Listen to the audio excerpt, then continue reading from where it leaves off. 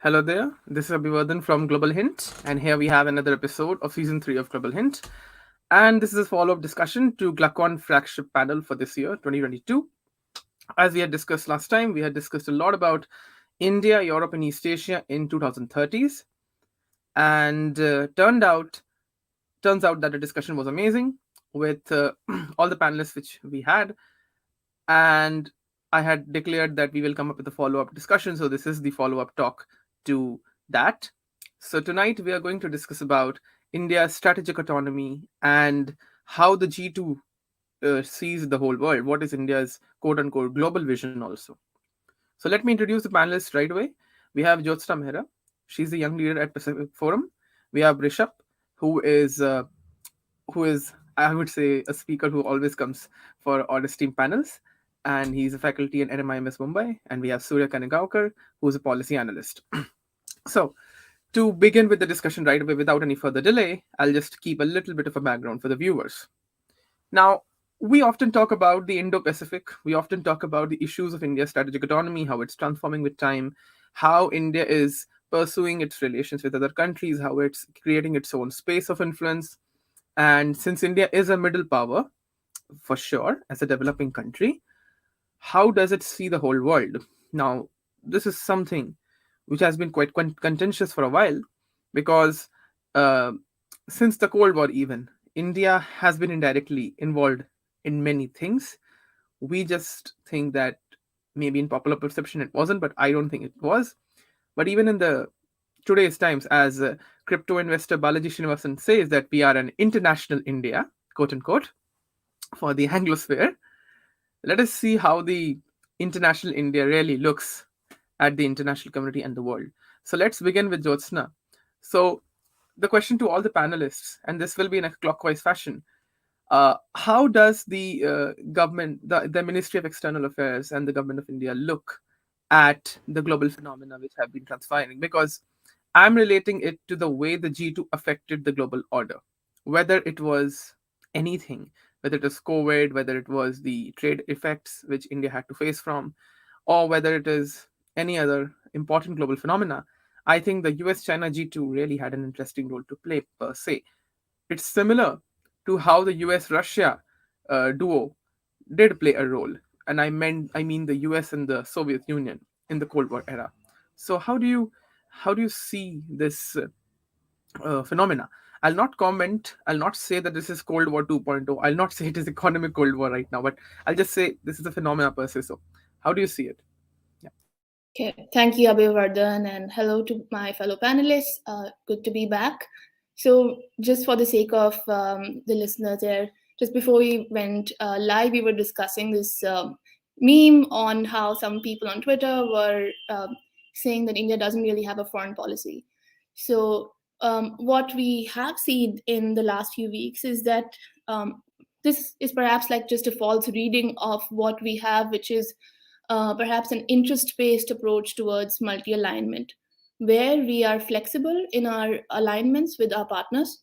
And just for the sake of my opening remarks, I'll point towards a few incidents which have taken place in the last few days, in the last few weeks, which would signal that this is the foreign policy that we have. So, when it comes to China, for example, for months we were saying when other Western countries wanted to declare a diplomatic boycott of the Beijing Olympics. India, at I think it was the BRICS summit, India said that India agreed to the Chinese suggestion that we should not unnecessarily politicize the Olympics. But China ended up politicizing the Olympics when one of the torchbearers was an PLA officer who served against India in the Galwan Valley. So India declared that it is going to boycott the Olympics.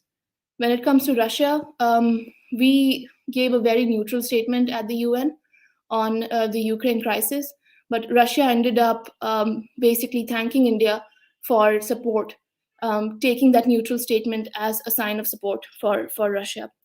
With the US, we've seen a very watered down Indo Pacific strategy being released yesterday, where there's been no mention of China as an adversary or as a strategic competitor to the US. only veiled sort of references made to China, quite like how India used to do. But this has probably made many in India um, think about, because India perhaps was comfortable with the US doing all the difficult talk under the Trump administration and India taking a more softer approach. But now we are perhaps worried that even the Biden administration is not really calling China out when it should. Um, we saw at the Quad press conference references made to Ukraine, but no references made to the Himalayan standoff with China. Also, just yesterday we had uh, the religious freedom. It's the U.S. Council on Religious Freedom put out a tweet on the uniform row in Karnataka. So a lot of these things are going to impact how we approach foreign policy, how we approach the question of Indo-Pacific, um, of G2, of all of these things that you mentioned. So flexibility in foreign policy is the way forward. Okay. Rishabh, what do you think? You can go ahead. Oh, okay. Sorry. First of all, glad to be back, and hi, hello to all the viewers and to my fellow panelists. Um, so, I would frame this debate, I think, in two ways. If we are to talk about G2, right? I think we shouldn't just talk about the G2 in the traditional sense. How we talk about US and China, and the potential of maybe not kind of, I mean, generally the idea of G2 is that, these two powers come to an agreement, right, and they kind of accept, or to settle their differences in a certain manner, right. But I would go on to suggest that there is also an emerging geo, at least there is an emerging geo which should be a part of the conversation, which is basically Russia and China. Now, I myself, don't necessarily, I'm a little skeptical of this argument, but still, I think it's a very important thing to talk about. This idea, which even we may not agree with, or we may have differing opinions on, but the idea of a G2, in a multipolar world, should not be restricted to US and China alone. For me at least, right? So I would also take it forward to, if we are talking about a multipolar world, if we are talking about this kind of decline, or to some extent a post Pax American world, then we have to talk about what is happening in Asia as well, because there is a polarization of interest. And yes, primarily the two poles remain China and US, but there's also other alignments happening, right? But coming to, and again, I agree with how one point where this idea of convergence but not congruence kind of that theory comes up, is how we actually approach the whole China, the Olympics boycott thing, where our red lines were kind of different, and our reasons to actually go ahead with so-called diplomatic boycott was very different than, let's say, other Western countries. And that is very important to actually point out, because again, as we see, and as we've seen before, and as we continue to see now, uh, we have to be very careful, to emphasize, what exactly is our standing. Because I think a lot of time Western commentators kind of, of course, they would like, this broader coalition against China, and they kind of think that India is always coming from this similar place, because of course they think that of course we have this territorial dispute, etc., etc. But again, because that we have this territorial dispute, because we have a continuing standoff, we have to look at it, look at things a little differently, and our reasons to do certain things will depend on our own sensitivities and certain deadlines that we've drawn for ourselves. And again, as I said, this is something that the boycott thing, or the statement of support thing, that to and fro something, is something which I and many others have criticized as well. But coming to the strategic autonomy part, which we Menlock talked about last time. See, I feel like in the current discourse, on the broader direction of Indian foreign policy, or these kind of debates that we've had in the past, these discussions kind of always seem to revolve around this idea, that New Delhi's closer engagement with the US is happening on the one side, but we also have on the other hand this Indian inhibition towards joining quote unquote military alliances or quasi military alliances, right? That's been the kind of central theme of this whole debate, especially post the dissolution of Soviet Union. But again, one thing that I would like to point out, and I remember you're reading this in External Affairs Minister Jaishankar's book as well, that when we talk about strategic autonomy, one thing that we have to be very careful about is to place the strategic autonomy of the past in a different context, right?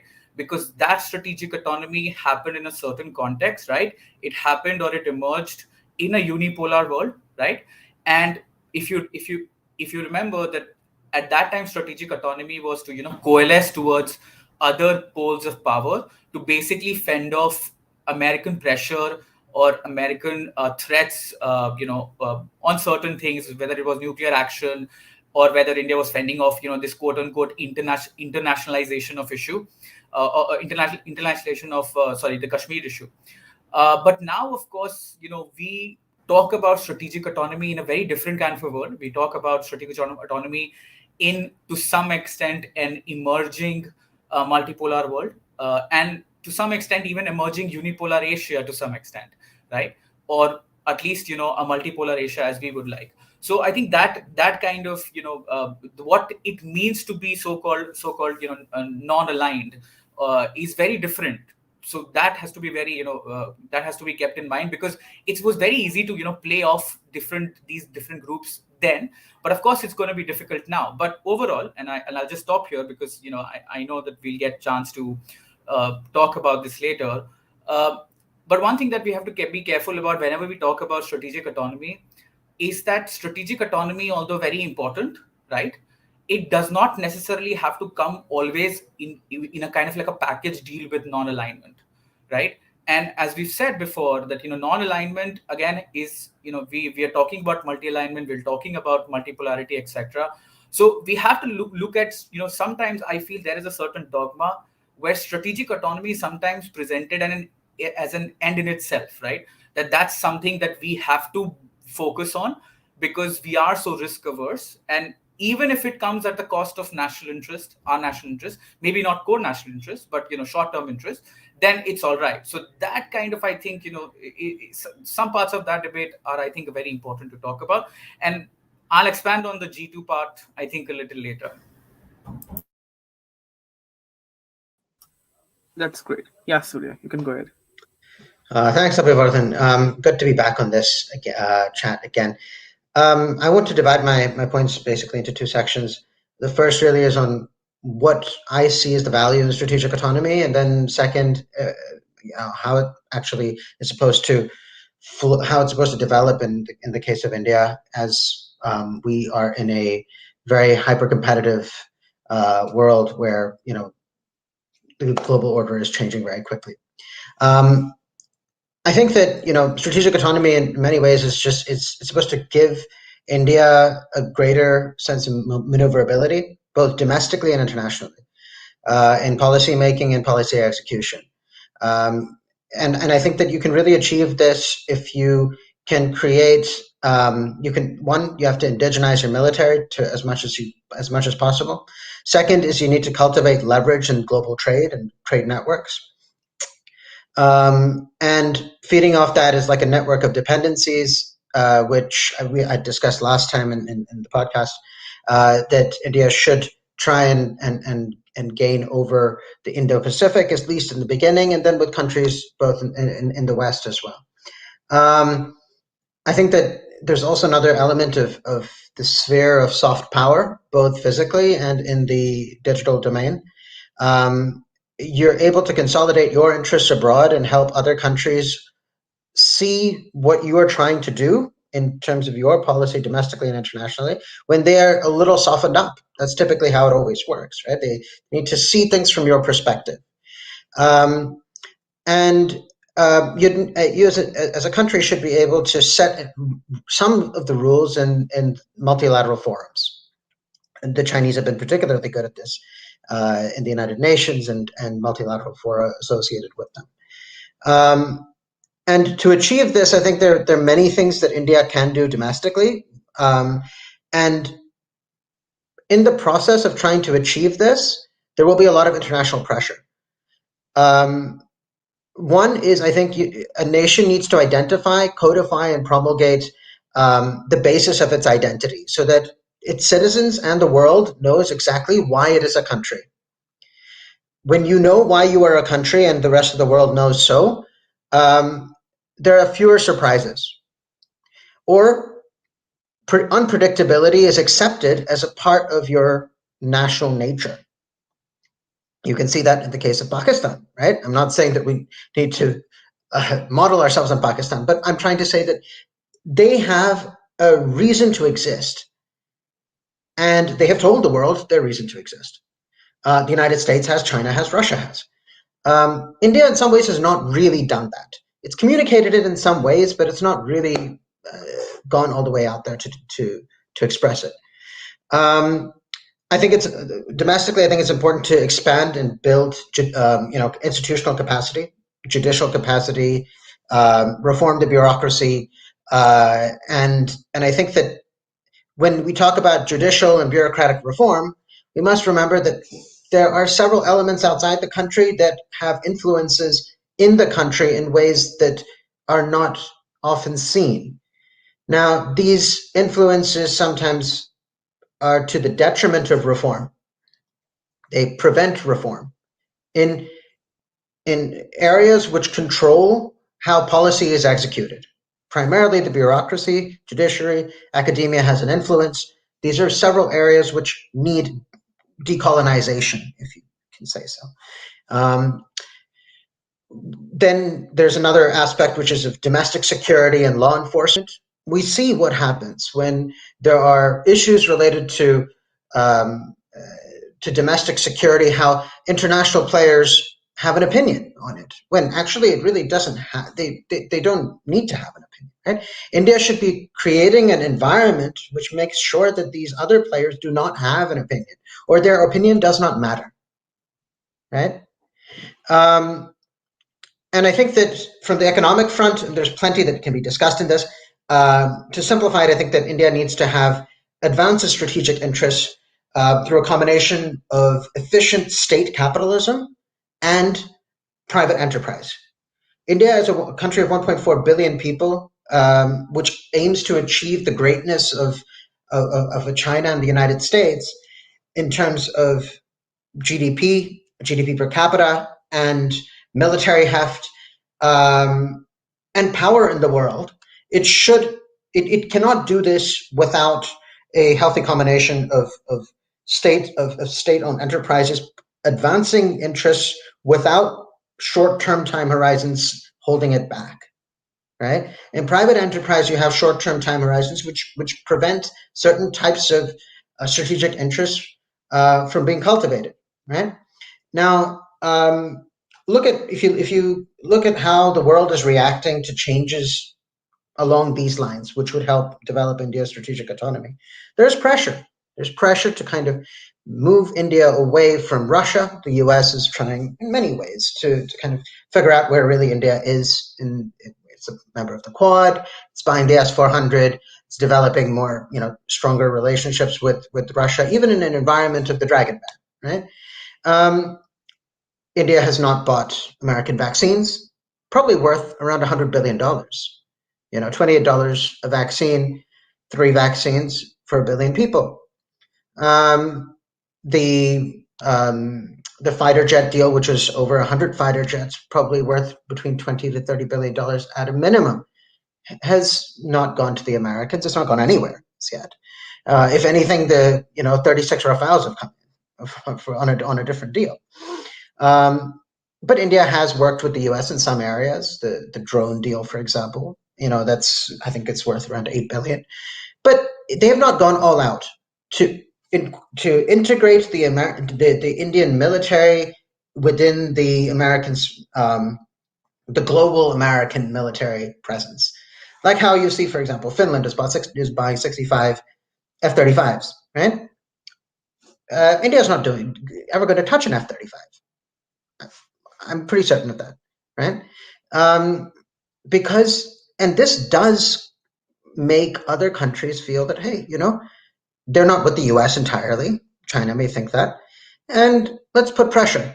Let's prevent India from being able to achieve its strategic autonomy or express itself and change things inside its country, reform to be able to become another significant pole in the world. Now, not everything comes from the outside. There are a majority of the problems that India faces are domestic and are actually caused by itself. But we cannot take away the element of foreign interference and stymieing India's strategic autonomy to try and pull it one way or the other or suppress it entirely. So these are things which I think are worth discussing in detail and expanding.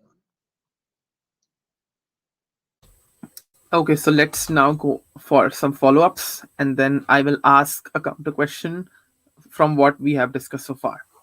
So if any of the panelists, whether Jyotsna or Rishabh, wish to give any follow-ups, please go ahead. Yeah, I just want to build on some of the points made here. So it's important to basically realize what were the drivers of strategic autonomy of yesteryear and sort of its shoddy predecessor of non-alignment, which was basically just another name for a Soviet tilt in our foreign policy. I think back then we were guided very much by ideology and the takeover of very sort of singular kind of thinking on foreign policy, which was, a gift of the Nehru years. What we have right now is basically an interest-driven foreign policy. It's also strategic autonomy, but it's not ideological. Our enemies and our friends can change based on our interests. So when it comes to basically codifying what the grand strategy here is, there are problems with that, unless, because that would rob us of that kind of flexibility. But the problem can be mitigated if we identify what are sort of the capital G goals of India in the years to come. And I think that's an important exercise that we need to undertake, not just, as sort of a government, but also as a civil society and this larger strategic community in India. When it comes to whether we, why do we get triggered so much by international opinion? I think there's been an implosion in sort of the last few years where, for so many years, we were always seeking validation from Western countries on India. We were too happy to basically put ourselves down to gain some brownie points in the West.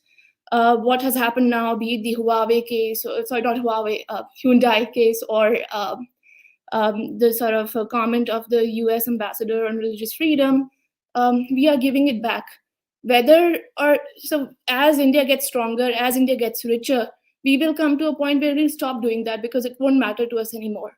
So prosperity and building that might should be sort of the singular aim which we should be looking at in the years to come.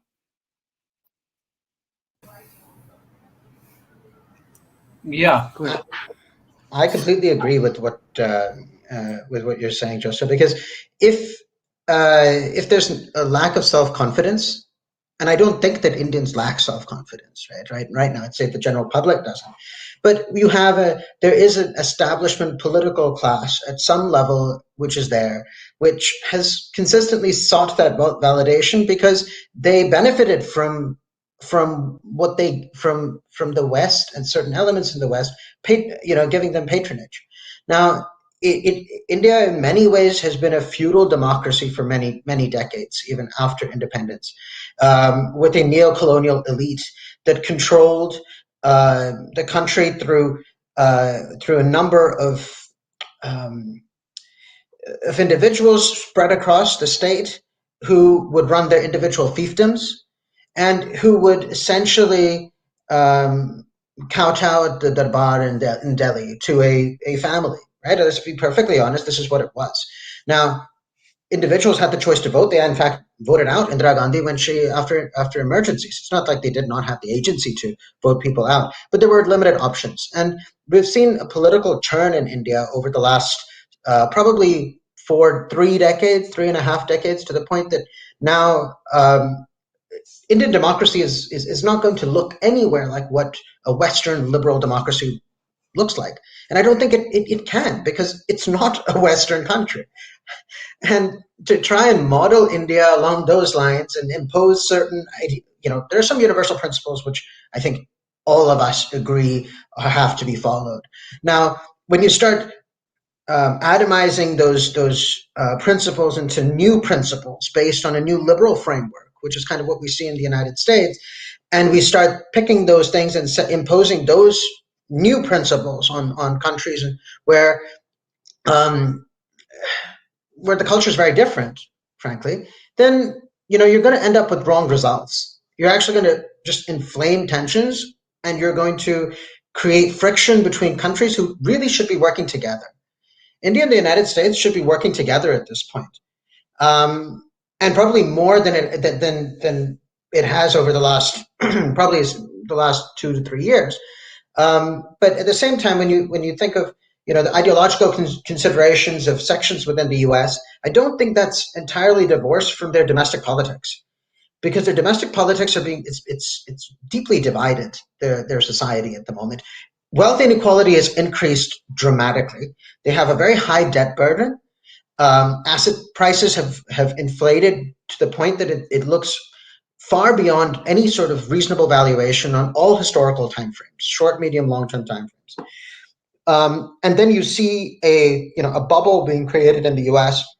Now you're seeing the impact of it. High inflation snapping at the heels of the Biden administration, and it's forcing them into a position where they intervene in commodity markets, which are meant to be free, for example. Right? I'm just trying to say where they're intervening. Right? They're intervening in commodity markets. There was a report that came out yesterday about about mass surveillance by the CIA. Right?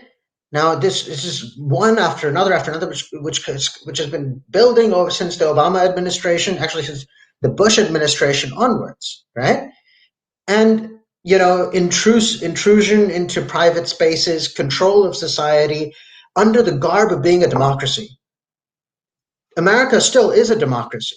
Nobody's denying it, but their democratic model is a function of how their society looks like domestically, the threats and rewards the threats that exist and the rewards that need to be given to individuals so that those threats are vanquished. That's on one side. And then the interest of the U.S. government in not G2 world necessarily, but in great power competition. How are they going to stay ahead, right? Can you create bipartisan consensus in the U.S. to identify how you want to do that? Does that involve partnering with India, trading with India to the point that there is transfer of technology, joint ventures in strategic and critical areas, which will counter China, movement of supply chains away from China into countries like India or parts of Southeast Asia where they can diversify as well. Do we see that? No, we don't. Right, and that I think is really at the crux of the matter. Right? Why is this not happening? Because corporate interests in the U.S. are very much aligned with the interests of the Chinese state. They benefit from cheap goods being imported into the U.S. They keep inflation down. Interest rates are kept down. And then they can borrow from the international markets, and they can expand their balance sheets, and their equity value goes up, and happy days, right? Low interest rates is exactly what corporate America enjoys. They get that from China, essentially, by importing low inflation. So India can offer that, but why is it not coming to India as yet? Some of it is our fault. We've not reformed enough. But this is a genuine question that we need to be asking. And are these ideological considerations that we see, are they a distraction? Or is that meant at some very specific political objective in India?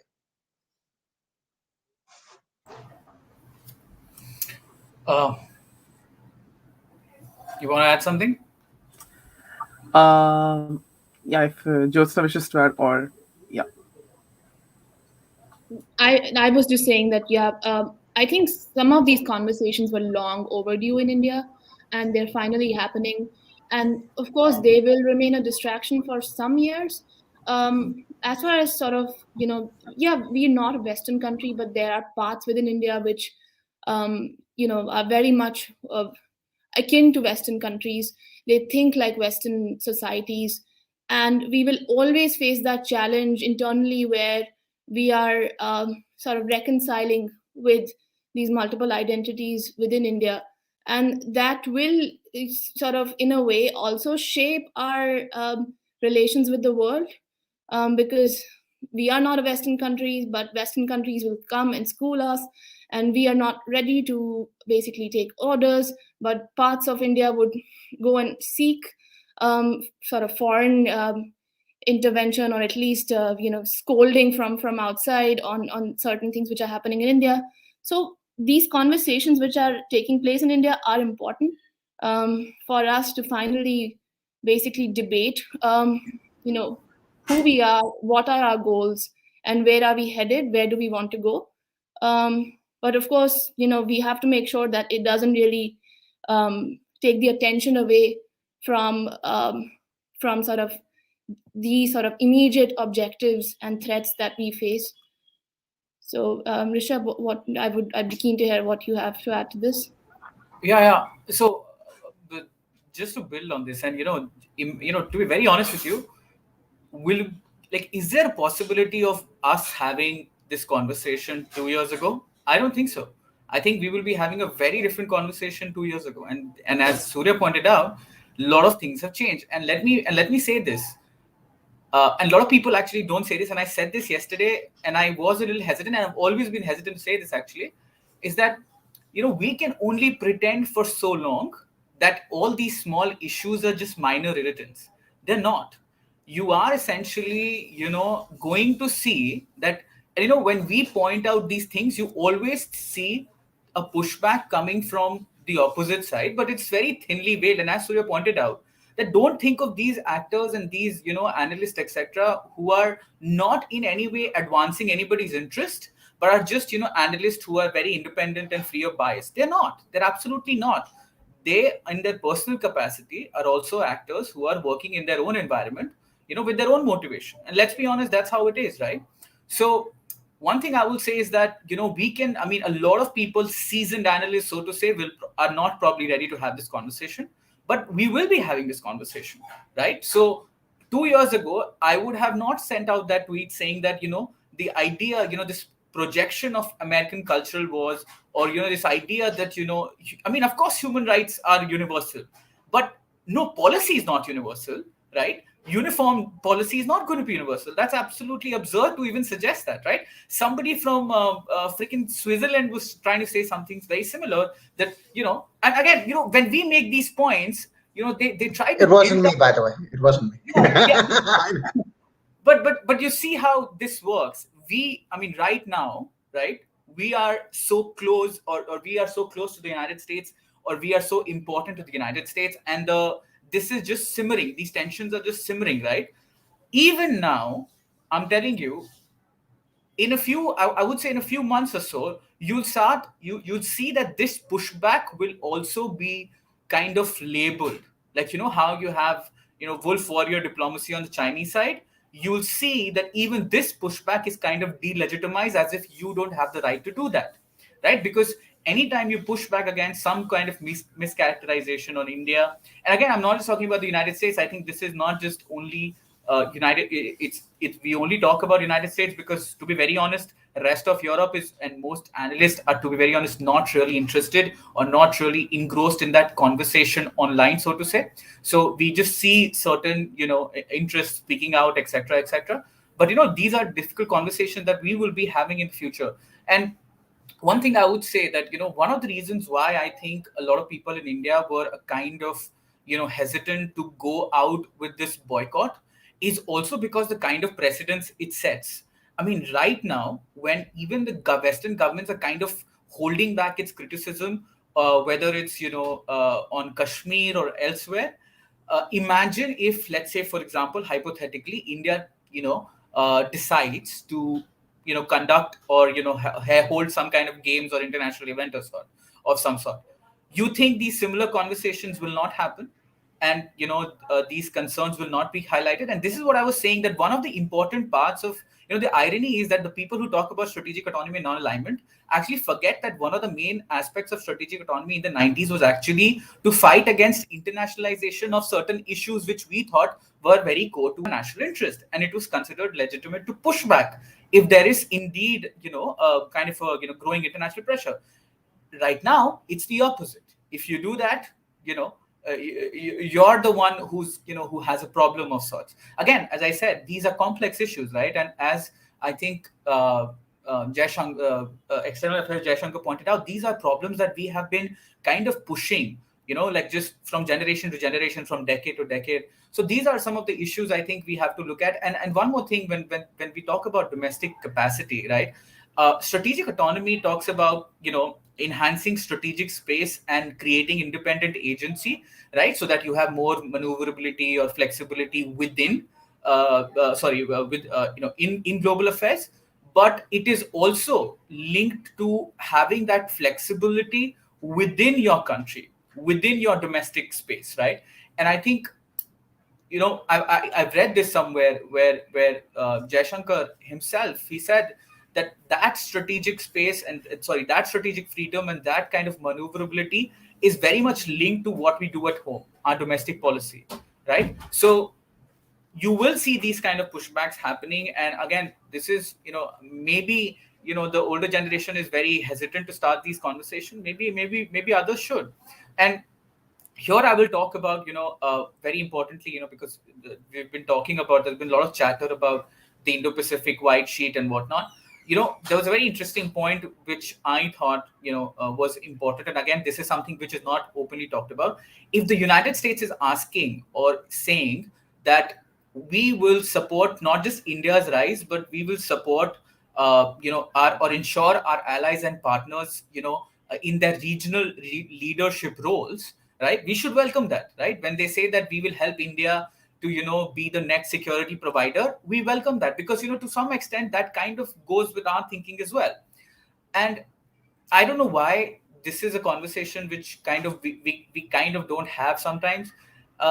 The idea that when we say that look at China, what China did, right? Hide and bide and whatnot, and then they use the United States and this is where they are, etc., etc.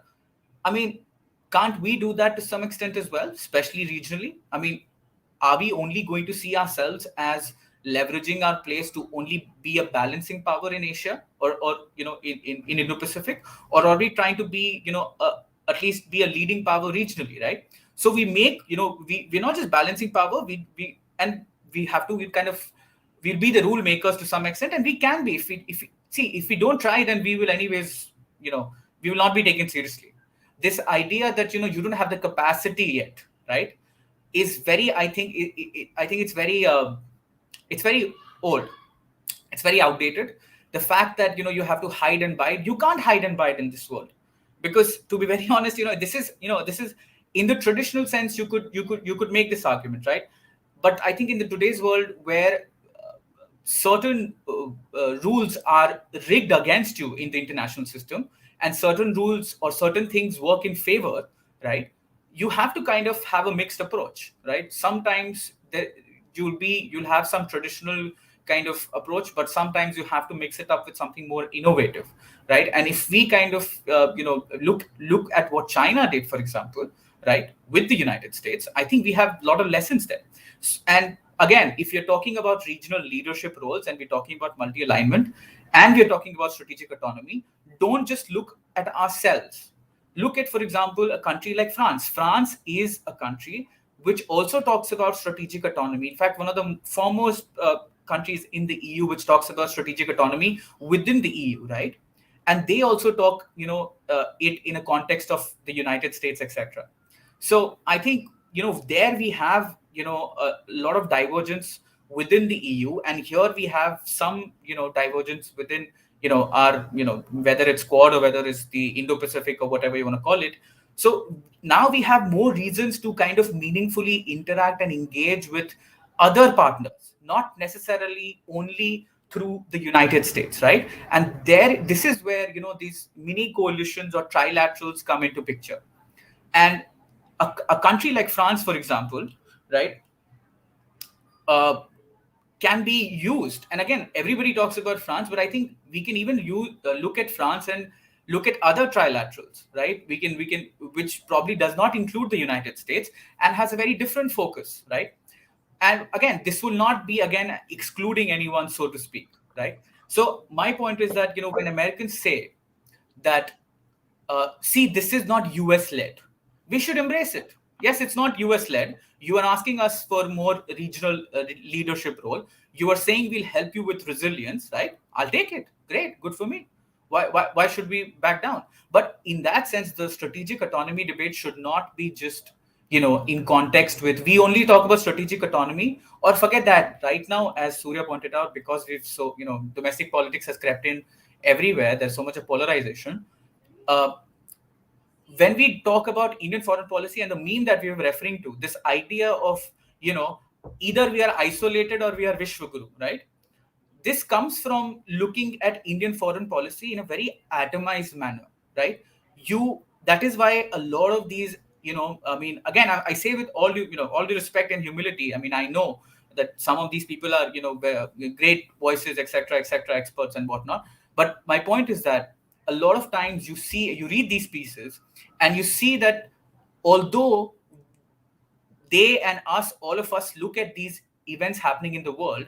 But the irony is that they look at these events, we comment on them, but we only look at it from an Indian perspective. So to say that, we only look at Indian agency or lack thereof. We only look at Indian options, the lack thereof. We don't look and we don't analyze and we don't debate about the options or the lack, of options on the American side, on the French side, on the European side. And then the conversation, especially now in India, has kind of condensed into whether we are isolated in the neighborhood or not. Whether if the government changes in Maldives, then we have lost friends. So it's very zero sum in that sense, even in our analysis. So if you have such zero sum some kind of approach in your analysis, you will also reflect this in your analysis or in your view of the world. And again, as I said before, that strategic autonomy cannot be an end in itself, and there will be some circumstantial, a limitation. It will depend on the kind of issue that we're talking about, and of course, it will change, and we should have those debates. But again, I will say that we have a lot of space to look at other powers, and we should again, as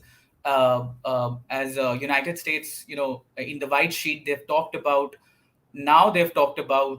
co-developing sharing of defense technology with countries like India, etc., and building these kind of technologies together.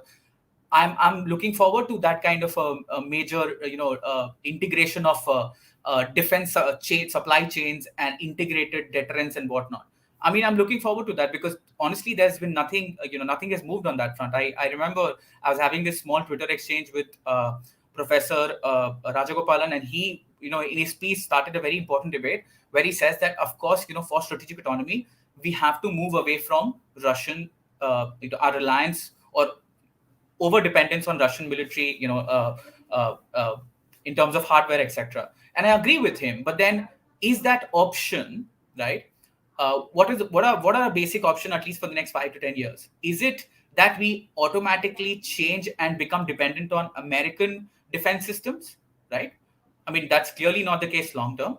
But if, let's say, we want to move away, right, and have certain high end or advanced systems coming from United States, then it's also on them to offer that alternative to us. We can't always be going to them, because if they also think that, okay, this is something which is holding India back, then it's up to you also to give us that maneuverability if you want India to move away, right? So it's not just on us to make those choices. If we don't have that alternative, how do we make those choices? Then of course we'll slowly take our time, etc. And one more thing, and this I'm not really sure about that because I haven't made my mind on it yet. I've been thinking about this. I was reading, reviews. This is last month. I was helping a friend with, Indian foreign policy and whatever. He was writing a paper, and we were reading a review of Dr. Jayashankar's book. And I remember reading Ashley Tellis's review on his book, and he says this something. He points this out. He talks about what Dr. Jayashankar's one of the key striking features that he found from that book was the idea of leverage. And he makes a very interesting point that one of the leverage that India, or at least in Jayashankar's mind, according to him, is or in which leverage which India has is actually the possibility of aligning itself in the future with one block or the other. So you have to kind of extend that as much and milk that as much as you can. So yes, we are faced with certain choices. Yes, we are faced with certain contradictions. But if take that risk, right? If you are taking that, kind of, and again, I'll expand on this later. But he actually basically says this, that by making a choice, or preempting it, right, making it prematurely, you're kind of giving a lot of that leverage away, which you could have used to, extract a lot of things from the United States, from China, from Russia, etc., etc. Of course, it varies, and things happen and events have happened, but it still is a very interesting point and something I think we don't talk about enough. So yeah, that's what I want to say. Great. So, would like to add something because there's a lot, and then we'll go for another round of talk on this. So, I think Rishabh pointed out about that scholar who actually talked about international law. But funnily, what happens, and I want to take that example for fun, but also for very credible reasons, and I'll tell you why. So, that person was claiming that human rights is a universal thing, therefore, anyone can say anything, anyone can do anything. But what happens is essentially when we define sovereignty, and I'm now relating it to Surya's points about how we don't have that, I will say, what also Ruchir says generally, lack of vision sometimes. So let me point that out in a very simple way. Now, when it comes to sovereignty and public policy, you can definitely comment about others, which is a different issue. But when it comes to doing things and when it comes to their verifiability, we all understand that a larger problem in such criticisms and such sort of quote unquote interventions is that they are not even based on what is evidentiary per se. But what does it also show is that of course, I have read these kind of justifications. In fact, I remember, Sorry to interrupt. yeah, Sorry to interrupt. It's not actually not premised on evidence at all. In fact, it's not, yeah, the fact that it's so not specific, right? And yes, it's so vague. yes, That is the power it has because it is so vague. It mm, is a narrative, yeah, and for narratives you don't need facts. You need pictures. mm, You need slogans, and you need mm, good yeah, posters. And yeah, we have that.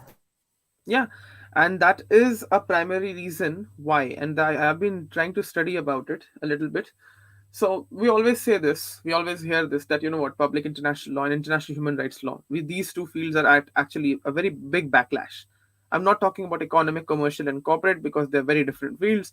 You can't quote unquote make it work. Try to do it, the whole international economic system will be affected. But I'm not getting on the debate of that. So these two fields, somewhere down the line, their literature, if you see, it comes from Europe, definitely. It comes from France, typically. It comes from Geneva. It comes from Germany. It comes from Holland. But it also comes from a larger block of Anglosphere, which is your US, Canada, Australia, UK, and all of those. Now, their problem is that whatever literature they produce, of course, it has no facts. I can refer to so much American literature which doesn't make any sense anymore. And since the credibility of the whole framework, I can talk about why the UNHRC. I can do a podcast on it with you or any one of you, and I can discuss why the UNHRC itself has lost credibility severely. It's now just a political forum. Human rights is something which is not even properly quantified in that sense. So Just look at I the think, member list. Look at the member list of the UNHRC, right? yeah, yeah, Come on. the funniest, exactly. It's the funniest member list, and it seems more like a bargain forum of various forms. So, leaving that aside, I think what happens is that yes, we have to engage globally. We have to be participatory. We just can't say, oh no, no, these things don't matter. But I'm just saying for fun, and this is the proposition I'm making, maybe we can discuss it further. If the world really thinks that there should be an international India, then why should not we think even about Indianizing the world? Which is to say that, okay, Yeah, we you are want. I having think we we are are having good. we are having Vishwaguru. we're having No, no, no, trouble. no, not that one. Not that one. That is a different rhetoric. I mean, wo to alag hi hai. Not talking We about have to that. make the right investments in the right sort of people, right institutions. I Hmm. don't know whether we're doing that. We're very defensive in certain ways. Yeah. So we have to basically start playing the game before, Yes. shit hits the roof, essentially. Um, and I don't know whether we're doing You that know, very effectively. I know Yeah. one thing which has kind of slipped. I think most now because we are talking about so many important issues. I remember 2-3 years ago we were talking about a kind of a international channel which talks about issues from an Indian perspective, which wasn't present.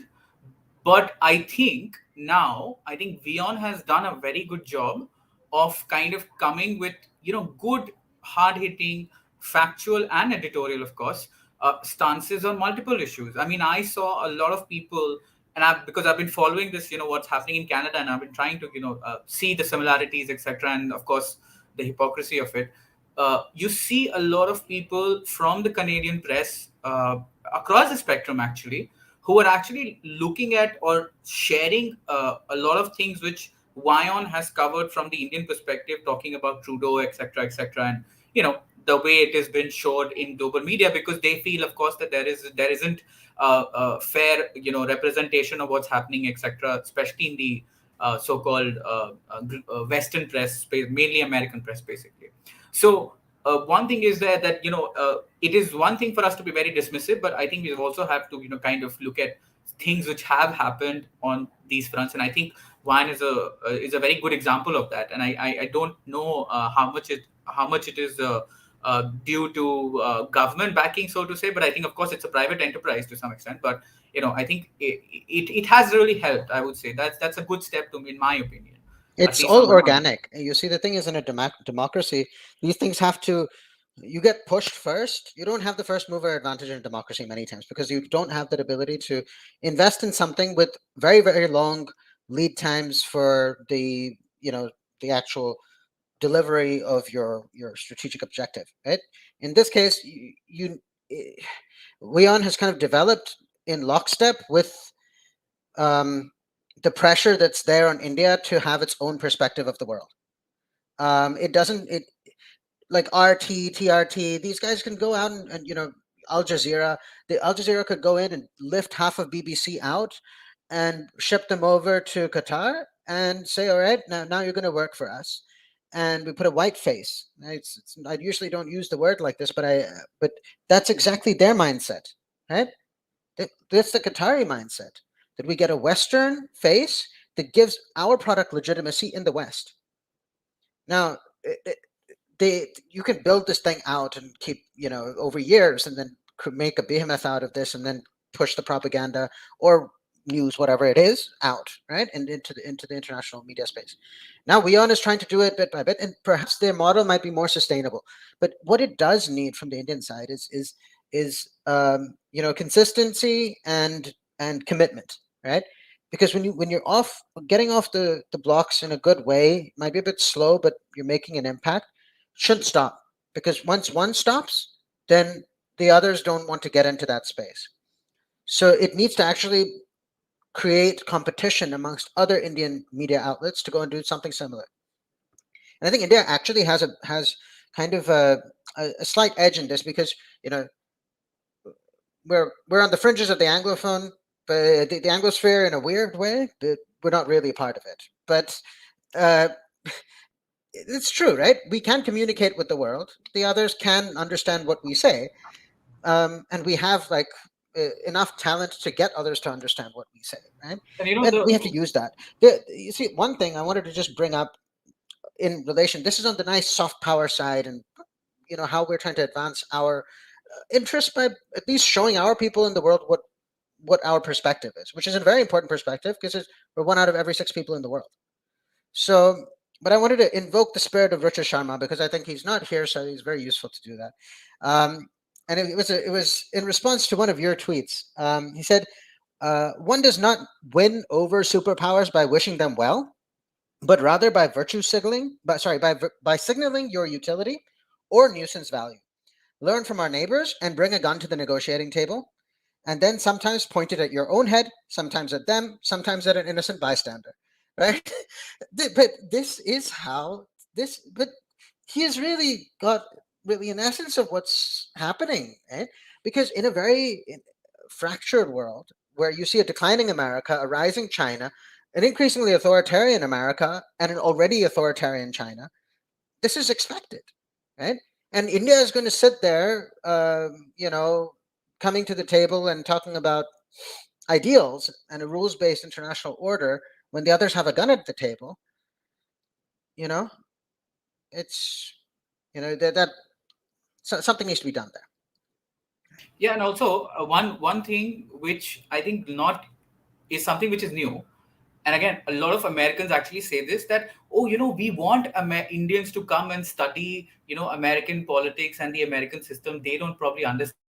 The problem, and I think they mean well, but I think that's absolutely true, where a lot of people, especially Indians, not just online but elsewhere, I think they're studying and they're looking at their domestic issues, they're looking at American foreign policy, and they're understanding that, look at the divide here, right? Look at, like, for example, when somebody talks about, somebody was talking about how protesters are being demonized, right, in Canada, for example. You see that, of course, protesters were demonized at home as well by the press, but you will still see that there are nuances. Look at the response from the government and the opposition and media. The view is entirely, unanimous. Like, they're all basically saying the same thing, right? So a lot of people are seeing that, we talk about these countries in such, lofty terms, and such, we hold them in high regard, and yes, there are good reasons for that as well. But there is also an element to their domestic politics, which a lot of people, who give lectures to India, also use and, in fact, openly advocate to do to their opponents at home, right? Judicial appointments, right? I mean, imagine something like, appointing or, extending, for example, or increasing the number of Supreme Court judges in America, or getting away with, doing away with the filibuster, for example. It's a huge deal, right? Imagine of something of an equivalent which happens in the Indian domestic context, which BJP removes, right? What happens then? People will be like, this is against idea of India and blah blah blah, etc., right? It goes against that kind of, it's something which is unprecedented. So it is very important for us, as individuals, as experts, not just, doing it for forwarding Indian interest, of course, right? I mean, there's also a scholarship aspect to it, of course, no denying that. But because we're speaking so freely, let me be very honest that, there's a reason why a lot of these people see and read and share. There is an element of pushback on that sense as well, because previously they didn't think of, Indians going and looking at which rule, which court, or which domestic policies were these people discussing online. Now we can actually see those cleavages online, right? We can see them happening right in front of our eyes, and then we'll probably look at some of the similarities and some of the hypocrisies. And I think that that's a very important aspect, and I think we should not shy away from actually sharing these things and pointing these things out. As much as, people can disagree with it as much as they want, they can call and label whatever, but ultimately that's the truth. You have to do that because, they are doing that as well, right? Somebody talked about the ACLU thing, right? I mean, I remember, American experts. Look at these American experts who talk about Pegasus, etc. None of them shared that particular aspect of, what happened with the ACLU. No, none of them. They do it very strategically. So you have to, kind of not to push them back, but you kind of make your audience aware, right? But you People use back make home. your audience aware. But there's again, I'll just small quote from Richard. He said, when they were talking about how a professor at Yale is waking up at 4 a.m. worried about India. He said, finally, some good news. There is no value in being liked, only in being feared. The international community only respects mad dogs, capable of inflicting pain upon their assets. Foreign corporations, media, NGOs, and ideologies should not be our guests, merely our hostages. Okay? I think that he's hit the nail on the head in many ways, right?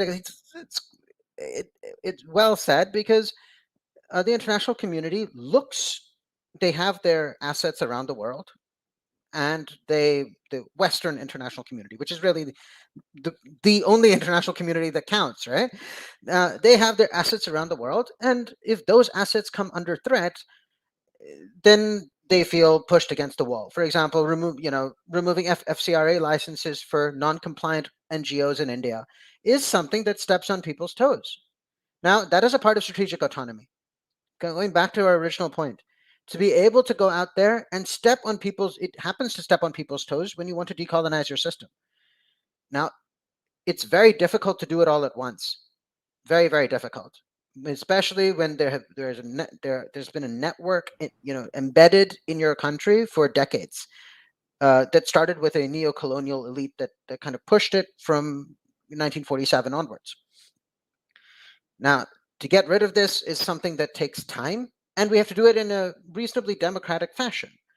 But whatever fashion we do it in will be termed as anti-democratic, or framed within the context of democratic backsliding, which is the favorite term that's used a lot when there are any sort of changes that happen in a country where each and every election has more people showing up to vote as a percentage of the total population, where there are elections literally every few months, where there's a litmus test for the current government every few months. But at the same time, there's a report that comes out from somebody at Oxford that said India is no longer an electoral democracy after 2019. Now, when you start seeing these things, you start getting to he actually didn't say India is no longer an electoral democracy. He said that India is no longer an electoral autocracy. So he just said we were already autocratic. It's just the electoral part is also now it's now gone, right? Okay. You see, this is the thing, that they start creating their own. And this is the problem when they accelerate on this path of creating stories and fabricating ideas and imposing them in the media. They don't realize that we can read English. I think this is actually a problem. They don't understand how many Indians can read English. They look at it and they're like, "This is not our country. What are you guys saying?" So the more they do this, they're going to cultivate a generation of anti-Western Indian youth. If they keep doing this, this is what will happen. And ultimately, what this means is the people are the ones who vote in India, because it's still, even if they don't say it's an electoral democracy, I mean, they still vote. It's still and what they want ultimately does get reflected in government policy at some level. If you cultivate an entire generation of anti-Western Indian youth, this is not going to work well for the West ultimately in the long run. It's completely absurd to push a fake idea of India on Indians and say this is your reality and this is your lived reality, but we haven't been there. And we'll tell you what reality you live in. Some weird metaverse sort of stuff they're doing. I don't know. Sorry, Jyotsna, you can go ahead. Sorry, I think. No, I was just going to say, so yeah, of course, a lot of this commentary is motivated. If you look at the methodology of these reports which come out, it's absolutely shoddy. They've sort of interviewed a group of 20 expert Indians on the state of Indian democracy, and then they declared that, you're no longer a democracy or an electoral autocracy. So I think we also have to be smart about building sort of allies in the West. And like Rishabh mentioned, I think we fail to appreciate the larger picture sometimes. So, for example, if if BBC puts out an article on India or a documentary on India, it shows India in poor light, Indians would be commenting on, go fix your own country. This is what's wrong with the UK. We don't really see that the BBC equally hates sections in the UK that could possibly be your allies in India. So are we working on building those bridges? So one of the smaller sort of efforts which was made was, Republic Day letters which were sent out. A lot of them were sent out to sort of people who could be of strategic use to us, to the India narrative. I think those sorts of initiatives have to be taken at a larger level. We have to understand also that the media space is changing. So, BBC, CNN don't really matter as much as, say, Joe Rogan or people like him. So we have to get our people there. They have to get our point across so that the right wing in America is not talking about us as sort of street shitters and, sort of approaching the sort of idea of India from, not the idea of India, just India from that sort of very racist sense, but appreciating that there are commonalities that could be worked upon and differences that could be worked upon. A lot of this Vasudev Kutumbakam thing that we keep talking about, and no one really believes in it, also comes from the fact that we have been telling ourselves a very wrong story about who we are.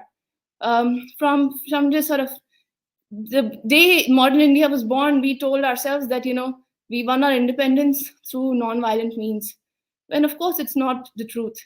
So that sort of conditioning over the years has turned us into softies in a way on the global scale, and I think that reflects in the way we put out statements. I don't want to get into trouble. We engage with the world. So I think that's something we should be thinking about as well. So we have to think of it in a very holistic sense, where education policy, the larger narrative, our media, everything has to basically work. And it'll be an organic process because that's what Indians want now. They are opening up to these changes which are taking place. They are basically not going to buy what others are going to tell them about their own history. So I think the next few years are going to be important for us, and it will have an impact on our foreign policy. Okay, sorry, Abhinandan. I think maybe you wanted to direct the debate back to somewhere, but just one point. And I think this was there in your the questions that we were talking about. You also talked about strategic autonomy in the digital sphere, in the economic sphere, right? I remember when the whole Atmanirbhar Bharat thing came out, right? When the government kind of pushed this idea, you saw ultimately, and I understand where it came from, you saw people kind of distorting it or kind of misunderstanding it, right? There was this idea that, this is self-reliance and this is import substitution. This is, India retreating from the world or autarky, etc., etc. But now you see, for example, that this narrative of state capitalism or some regulations, right? Because now we see that, supply chains, there is a demand for shorter and more resilient supply chain, right? Less riskier supply chain. So you see that, okay, fine. Globalization, or especially in the economic sense, geoeconomic sense, it's kind of changing, right? The whole drivers of geoeconomics are changing. And you see the same thing happening with the United States as well, right? I mean, of course, China has already has that, but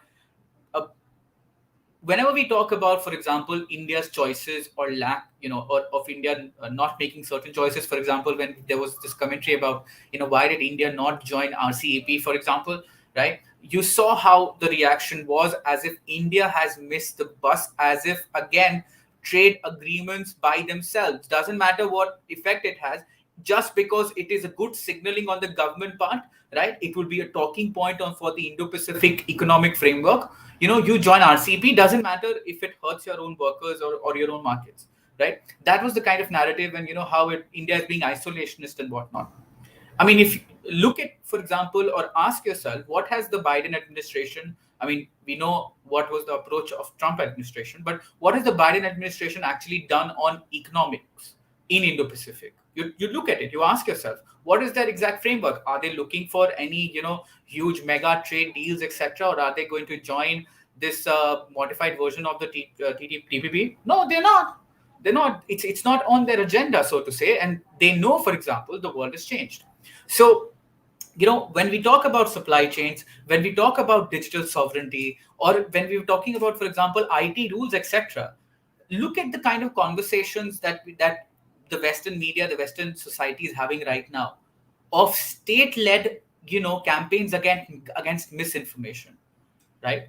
I mean, they're calling it a crusade against misinformation and disinformation, and on the behest of COVID misinformation. They're basically calling for kind of censorship, and people are doing it from the pulpit of the White House, press room, right? And nobody's saying anything. So my point is that, whether it is, data localization, whether it is, supporting certain brands, or let's say, for example, the whole the decision to ban the import of ready-made drones, for example, right? These may be criticized in the short term in the international press, but we should again go ahead and do it if it helps us. Of course, we have to rationalize a lot of our policies. It's not as easy, of course, but again, I will say here that, you know we have to make sure, and again, this is a point which a lot of people have talked about. We have to make sure that, when we talk about strategic autonomy, we are not just talking about, these zero sum choices between US, Russia, China. It has to go beyond that. We have to be more, the conversation has to go beyond that, right? We have to talk about international trade. We have to talk about supply chains. We have to talk about, for example, our own laws, etc., which may ruffle feathers in Washington, or America or Europe, but are necessary for us. It's a deal breaker for us, right? So strategic autonomy, in that sense, should not be just, can be attained to, in some ways, by through strengthening partnership, yes, through vigorous engagement, uh, but not entirely avoiding partnerships, right? So that is why I feel like the strategic autonomy debate, doesn't have to always go with non-alignment, so to say, and especially in this context. And I was reading something, and I came across this very nice term, which of course people have different meanings of. It was called strategic hedging, right? It's like an option, or kind of like a mixture of, it's an option between bandwagoning, which is basically about return maximizing, and kind of balancing, which is basically, risk contingency, right? So there are a lot of things that we can do when we talk about, or when we engage with these, with a multi-aligned world, right? And again, I would say that, coming back to the debate, maybe, you can also reframe it. We have to look at certain alignments happening within Asia, right? When we talk about multipolar and strategic autonomy, multipolar Asia, we have to talk about Russia, China, and all that stuff which is happening, right? And I think strategic autonomy in that sense should not be looked at only with vis-a-vis US and China. Go You ahead. know, you could I just add one super quick thing? To give an example from the commodities industry, natural resources space, you're looking at a green energy transition, which is going to be very painful, very expensive across the Western Hemisphere, and they they need cheap solar panels, cheap batteries, and they need them recycled, and this ultimately will take these countries on a trajectory of clean energy, right? Right now, China controls nearly 80% of all rare earths and critical metals required for battery manufacturing. If we recall, Trump made an audacious claim saying that, oh, wow, if we're a bid for Greenland, right? There was a comment that by Evo Morales from Bolivia, and the president who came in afterwards, that that Evo Morales was essentially overthrown in a coup orchestrated by the U.S. government on the behalf of Tesla. Now, how true that is, nobody knows. But the point is that there was a clear involvement by the U.S. in those elections where Evo Morales was essentially deposed, and those elections were called fraudulent when they were not. And the reason they claimed this was because the lithium assets in Bolivia were being nationalized. Now, you're seeing you're seeing the U.S. looking out for the critical natural resources for the 21st century, much like how they looked out for oil. Their strategic autonomy, in many ways, was derived from managing their entire natural resource supply chain, made sure that they were energy secure, and that got them involved in wars in the Middle East. It got them involved in all kinds of bilateral relationships with countries with very poor human rights records. But it did not matter, because their interest came first. For any country, their first priority is to preserve themselves, strengthen them. Then it's to strengthen themselves and to expand their footprint around the world. Any large country which has aspirations to grow into a major power. The U.S. absolutely ticked all these three boxes within the natural resources space last century. This century, they're doing it. They're trying to do it again. But China already has a head start, especially in the area of clean tech resources. Can India supplant China in this space? I think they can. One of the very interesting moves made by the government, it started, I think, in 2017, was a deep ocean mission. $1.1 billion hardly comes up in any of these discussions, but um, it's around $1.1 billion. Worked they would have a joint venture with the Russians to develop these submersibles that go underwater. Take these nodules, which are very rich in these metals and rare earths, take them up to a ship, bring them to the shore. They can use that for battery manufacturing. Now, if India can become secure and can secure its upstream in these products, it can develop the manufacturing and then sell it to the rest of the world in a way that they have essentially cut off China. Now, if they can prove this in a few strategic areas which are strategically important both for India and for other countries, partner countries in the world, there's a genuine case for moving more supply chains out of China into India. What that does is essentially you need a precedent one after another. You see with electronics, Samsung, if they have good experience, other countries look at it, they say, all right, we're going to put another few $1 billion here, we're going to start moving more manufacturing here. But this process is not going to be this will be fraught with risk, and the risk of subversion, which we have been discussing earlier, is not something we should take lightly. Because who is interested necessarily in India's rise? There's a case for it for the U.S. to see India rise, for countries like France, Germany to see that as well.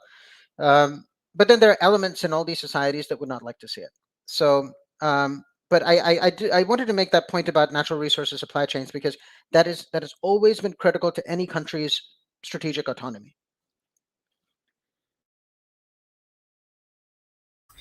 So let's go ahead with the next part of this discussion. And I'm thankful to the viewers who are watching this. We will continue this discussion. Just a quick addition to what everybody has said.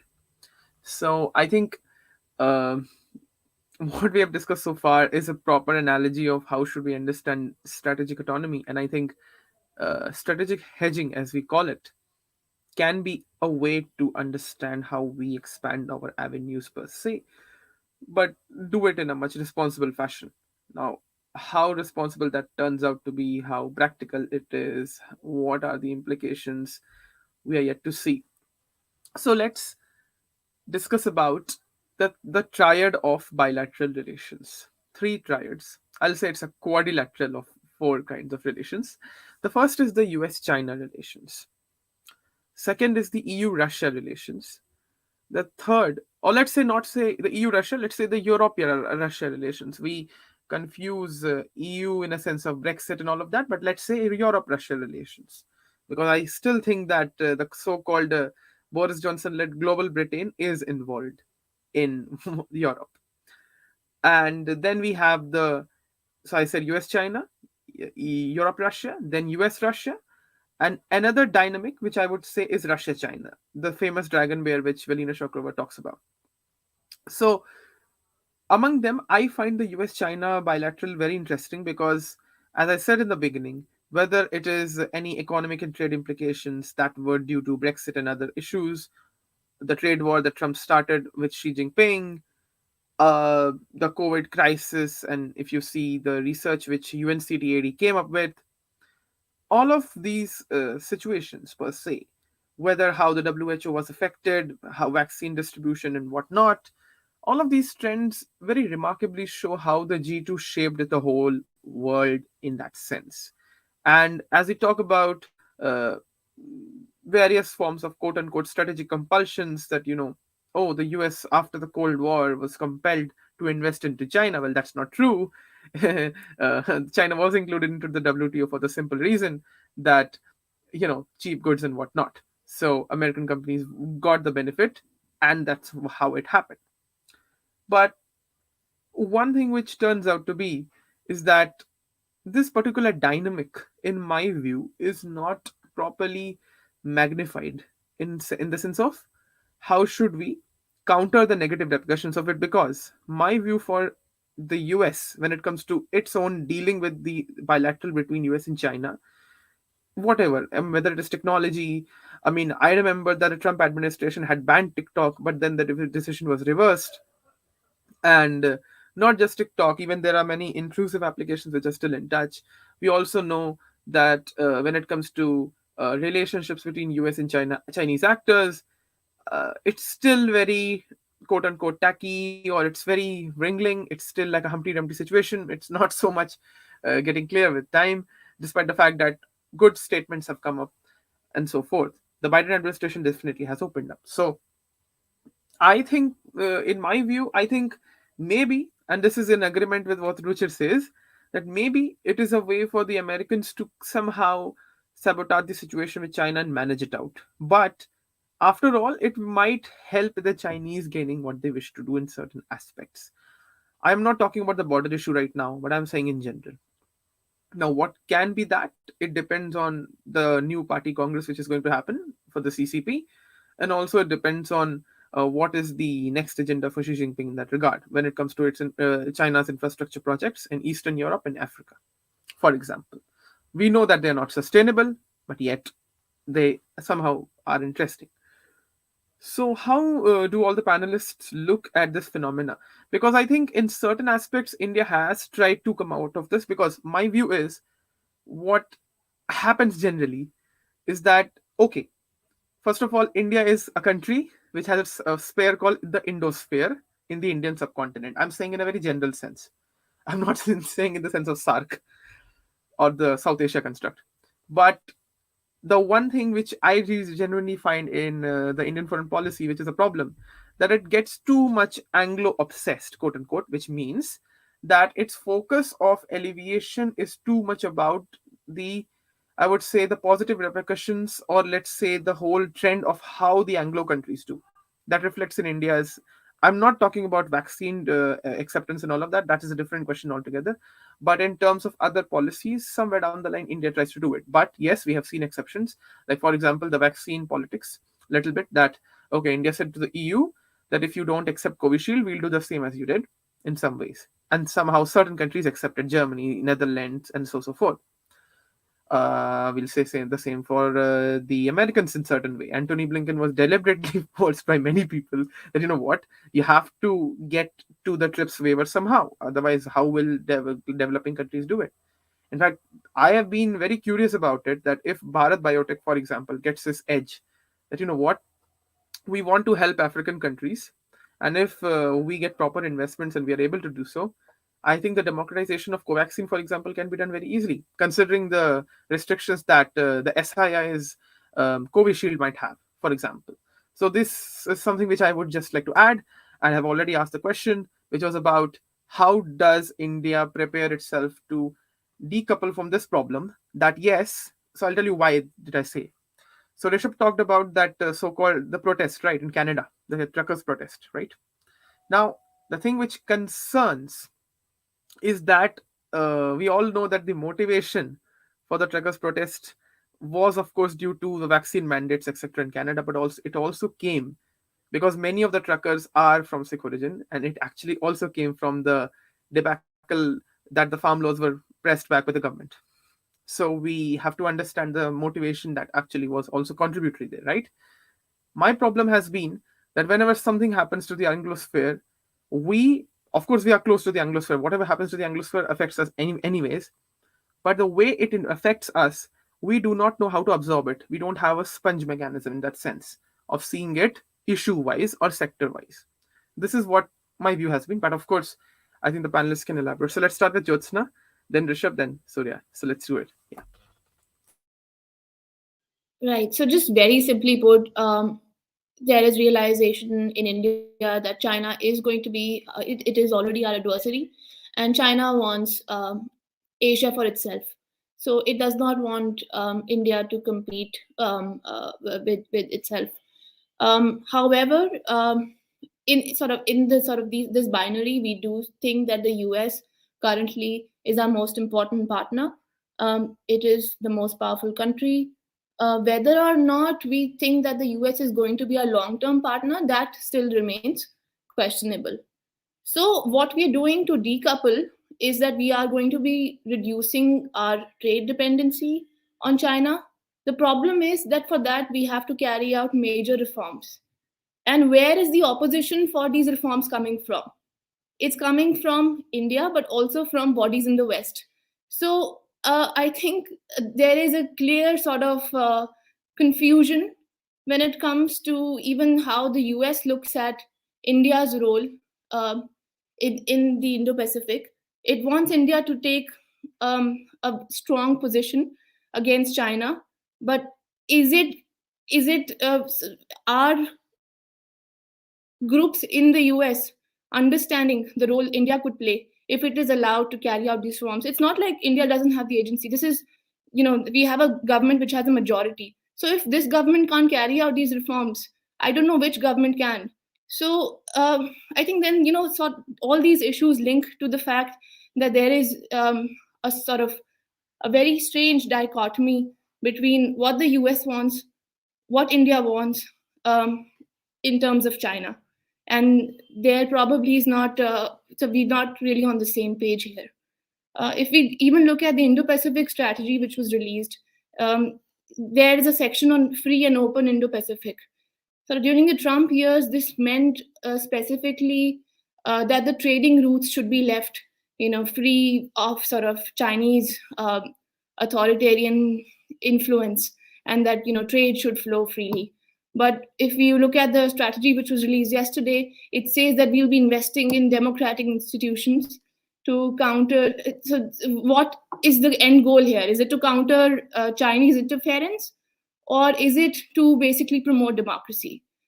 Because if it is the latter, does it mean that even US partners are going to be will be undergoing a lot more scrutiny? And if that's the case, does it really serve US interests in the Indo-Pacific? If it is the former, which is countering Chinese interference, what's the plan? Because China has used democracies to undermine freedom in democracies. It has used what's called sharp power to basically use think tanks, media, political parties to put its own foreign policy and larger geopolitical agenda forward and undermine some of the freedom that these countries enjoy. The strategy also talks about the Euro-Atlantic, which is something new. This has been discussed in sort of European policy circles. So it's perhaps a way of smuggling in the Russia debate into the Indo-Pacific and linking Russia with China as irritants in the Indo-Pacific. It also talks about how the US and its partners should work with the UN. I don't really see how that will work, because the last few months we were talking about how these big international organizations and institutes haven't really played a very important part during the pandemic. They've in fact been, if anything, they've not been very useful. And Japan and India, which are two most important US partners, are not even in the P5. So how is the US planning on working with the UN to counter Chinese aggression in the Indo-Pacific? I don't really understand. If you look at another policy objective, it's about climate change to build resilience in the Indo-Pacific. Again, I don't think we're all on the same page on many of the climate change policies that we've put forward. I think a question again which arises is that we know that there is bipartisan support. We keep hearing bipartisan support vis-a-vis China, but clearly sort of the means of countering China differ so much from what we saw during the Trump administration and what we're seeing now.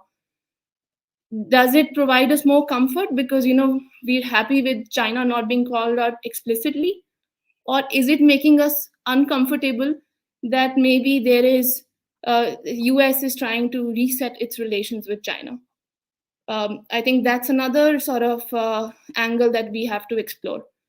And that's also reflected in the way the Quad has evolved in the last few months.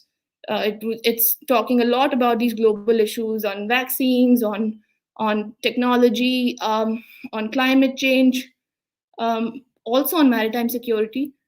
Is it becoming sort of a group with a laundry list agenda on various things that it should do?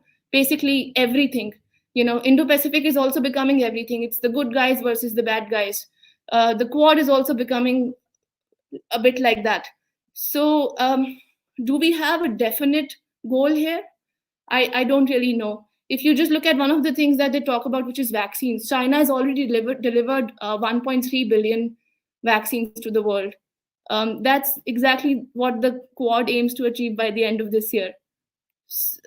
Of course, there are doubts about the effectiveness of Chinese vaccines.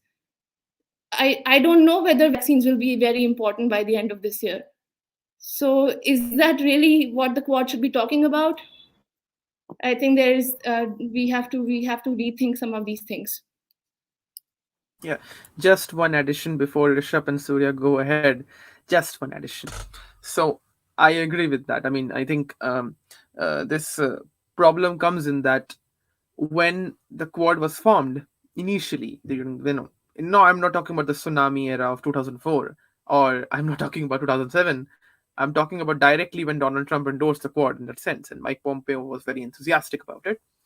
I think one trend which I saw was that some clarity was hopefully being expected, that what, okay, maybe the Quad will focus on certain things. I 100% agree that there's a piecemeal approach to the Indo-Pacific as a regional construct. Ironically, Dr. Jaishankar just said recently, it has been reported by the media, that Ukraine is a non-starter as an issue as far as the Quad is concerned, its geography is concerned. Number two, he said, issue on sanctions in Myanmar. No, we do not permit. We do not think we would agree with that.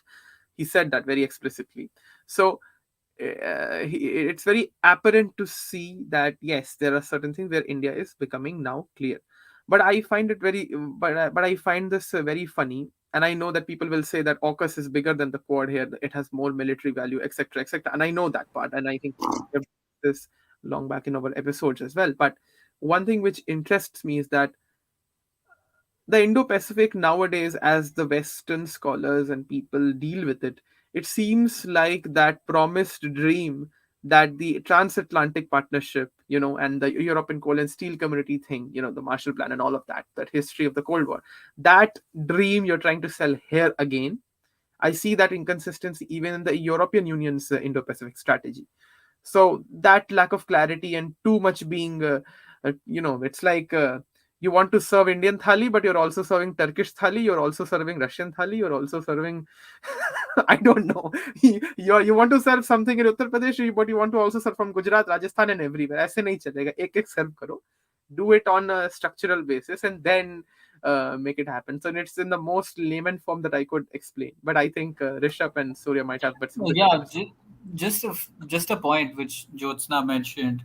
I also read the fact sheet, and very interestingly, they don't just stop at the fact that they start with the free and open part, and then there they talk about investing in democratic institution, a free press, and a vibrant civil society. Fine, shady, but fine. Now the second part is very interesting, which says improving fiscal transparency in the Indo-Pacific to expose corruption and drive reform. I don't know what that means. And I know it's something which, I mean, very few people, I looked at it and I was like, fiscal transparency, what does that mean? And reform. But fine, fine. Then somebody talked about vaccines. And I've said this before last time when we were here, that I looked at the numbers that they're touting. They're touting that the numbers that they have given out themselves. In fact, they've taken that victory lap themselves, right? So all the vaccine which India has given under Maitri and other initiatives, and what US has done, right, given it to countries around Asia and etc. They're calling it, something which the crowd, which something which shows the efficiency of the Quad. How exactly? In fact, nobody even knows. Are you sticking? We talk about lot of time. We talk about stickers, right? The fact that we have a photo of Prime Minister, or we send things and put a sticker there. But does anybody really, out of all these people who've got these vaccine, do they really know that it has come from the Quad? Does really anybody see that? No, absolutely not. So they're just convincing themselves that this apparently vaccine initiative is something like a big breakthrough of sorts. It's not. 500 million vaccines which you've given to others, you've given it yourselves. Bilaterally, we've taken, on a, individual level, we've taken the credit ourselves. Fine, you can say that, this is something that we are, contributing to the world from our end, these countries together, fine. But the main promise was not that. The main promise was that you will actually invest in an Indian plant and manufacture vaccines, which has not happened yet, which is supposed to happen this year. Let's see, right? Anyways, and I mentioned the thing about the dilution of the chord, right? The messaging. And it's absolutely right. When you're talking about everything, then you're really not talking about anything, right? If you're talking about, everything, I mean, again, climate transition, right? Okay, what was your stance at, the climate conference, for example? Nothing. You didn't talk about climate financing. In fact, all the entire Western world was trying to dilute the common but differentiated responsibility principle, right? So I mean, you can talk about how you will, help us in climate transition and whatnot, but how exactly? So a lot of times, and that's why I felt that this summit was very important, because we were supposed to talk about deliverables. And to be very honest, and I've seen actually even some honest American analysts accept this, that it wasn't really there. You can come up with hundreds of diagrams about how many trilaterals are there and whatnot, but it really doesn't matter. I mean, the problem is, see, when you are trying, when you can't sell the whole thing at home properly, when it is so complicated that you have to come up with flowcharts, you're missing the point, right? It's complicated. I'm agreeing it's complicated, but it's missing the point somehow. You're not able to sell it, right? And again, coming back to, the G2 aspect, I don't say this very seriously, but the G2 aspect of America and China, is, I always see, when we talk about these things, we talk about how they, how they come together and decide on a few principles, like like an agreement of sorts of do's and don'ts, or for example, a permanent kind of a thaw in their relationship, basically some kind of detente of some sort, and then we talk about how it affects India, right?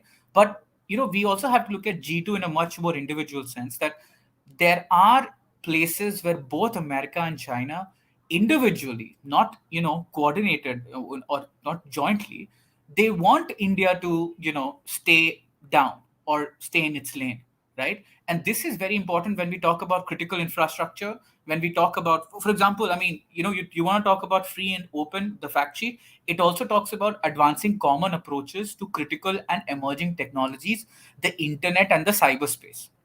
Fine, there are some, I'm sure, I mean, again, we don't know the details, but there are some cybersecurity level cooperation amongst our countries and intelligence sharing, etc., etc.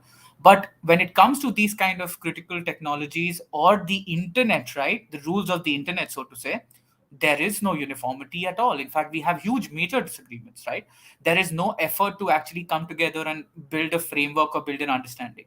But anyways, when we are talking about the G2, we have to basically look at not both of them acting together, but both of them acting individually, maybe, to in some ways subvert Indian interest, right? We have to also look at it that way. And let's be very honest, one of the when we talk about, I was reading this article on Iranian oil, right? January this year was one of the first, after a long time, China actually started purchasing oil from Iran again, like back in like bulk. And the United States did not impose any sanctions of sort, which they were basically threatening to, right? I mean, of course, the Iranian production is not up to that level, but they were threatening, I mean, they're still threatening, Chinese companies, even if there is, in case there is an invasion in Ukraine, etc. They're talking about how they're gonna, push even Chinese company, etc. But I do see that, it's not just the pullback in terms of rhetoric, which a lot of people talk about. The Trump administration was all bluster, right? But in terms of substance, there was nothing. I mean, I would probably say that, fine, it was bluster, but somehow there was also some very, targeted kind of very, a focused approach. And to some extent, that bellicosity, right, kind of helped a lot of countries to, uh, kind of develop that kind of will to, align itself more closely, or at least join in, United States, with United States on certain issues. But anyways, also remember that, we are living in a post-pandemic world right now, etc., etc. It all started with what exactly we don't know. And both the countries, United States and China, have an interest to ensure that we don't know what happened to any of that, how it started, etc. So you understand how transparency in some of these institutions are important. And if both countries like United States and China come together to stop something, then you see how difficult it is to actually talk about it on not just multinational or multilateral forums, but even individually on a domestic level. It's very difficult, right? But coming back to something that you were talking about Quad and Dragon Bear, and this is something which I have been thinking about, because I do agree that a lot of people have talked about Dragon Bear and this Russia China de facto military alliance, and how it's a contradiction and challenge for us. And I would agree that yes, that we have to be very careful in some ways, because we have to kind of understand, we sometimes romanticize that Soviet Union helped us and came to our rescue, but we kind of forget why did they do that, right? Soviet Union's support to India, was also hinged upon the fact that there was a deterioration of relationship between Moscow and Beijing at that time. There was Sino US rapprochement, and all of that led to Moscow's calculation to kind of support India more, right, to balance against China, right? And exactly at that time we signed a treaty, the 1971 treaty, for example, which went against our so-called NAM credential, right, non-alignment credential. And we did that because it was something the situation basically necessitated it. So my point here is that yes, there are going to be times, and I said this before, that strategic autonomy is important but not an end in itself. Sometimes we'll have to compromise on it. But one more thing which a lot of people talked about is China, Pakistan, and Russia, kind of this nexus emerging. Again, I feel it's too far fetched, especially right now. And I see how a lot of Indian, especially American, of course, but Indian commentators also kind of very much don't talk about Russia motivation, or just look at Russia foreign policy by looking at Putin and etc. Very simplifying, basically. And there is this worry of China Pakistan axis emerging um, in Asia. Just like, for example, in the Cold War, you had this axis emerging of China, Pakistan, and United States, very for a very brief point of time in the Cold War, right? So there is this worry, and I do take this very seriously. Of course, we have to be very careful. But again, I would say one thing, that this dragon bear concept also works on a lot of assumptions, right? And I would say that we have to be very cautious, because yes, there has been an increasing cooperation between two countries, etc., etc. As I said, in South China Sea, in the Sea of Japan, etc. But let's not let's not assume everything right now. There's a lot of things are in flux, right? So we can't just be like, okay, this is a foregone conclusion. We can't now. We have to move away from Russia, as if Russia does not have any agency. Russia doesn't have an interest in multipolar Asia. It wants to be this junior partner of China, right? And that's it's because there is so much a polarization of interest, we can't really work around this convergence of between Russia and China. I don't think that's fair, and it's something which is very premature if we go around that particular aspect, right? And again, to end, I would say that one of the things which I found very interesting in while reading again foreign minister's Jaishankar book was this idea of leverage, which I've mentioned before. And he basically says, he says this very openly. He says, for example, that rather than developing the mindset to not only respond but actually leverage competition is what can define the new India, right? So he's basically saying that we have to not shy away from taking some of these so-called uh, contradictions, etc. We have to face them quite head on. We have to extract as much as we can from all these countries, and in some ways, in an uncertain world, we have to basically advance our national interest by identifying and exploiting opportunities created by global contradiction, so as to extract that leverage. So we should not forget the fact that if there are cleavages and if there are contradictions, right, then that basically also presents us not just with challenges but also with opportunity. So that presence of contradiction is basically making sure that there is a possibility of leverage which is very viable to begin with. And somebody was talking about this, I think Surya pointed out this earlier, that we have to also create certain conditions. And I think here we are in very much in pole position right now. uh, if we create conditions whereby Washington develops certain stakes in India's prominence, or India's prominence in this fight against China, make them invested in this, then I think that will help India. See, remember, even domestically, and again I feel like domestic politics is not talked enough, and domestic drivers are not talked enough. uh, Even domestically, if Biden is selling this idea that I am trying to prioritize and I'm trying to reallocate resources, in a much more prudent fashion, Pax America and gone. He basically said that a few days ago. He said, we live in a very different world, right? We cannot be what we were in the 90s. He basically said that. And I think that's a very important acknowledgement. But if he is actually doing that, which to some people is a prudent strategy, and to some extent I also agree with it, if he's selling that, one thing that we have to be very sure, if that, let's say they impose sanctions on India, of course Indian government will be embarrassed at home, it will be pushed in a corner, etc., etc.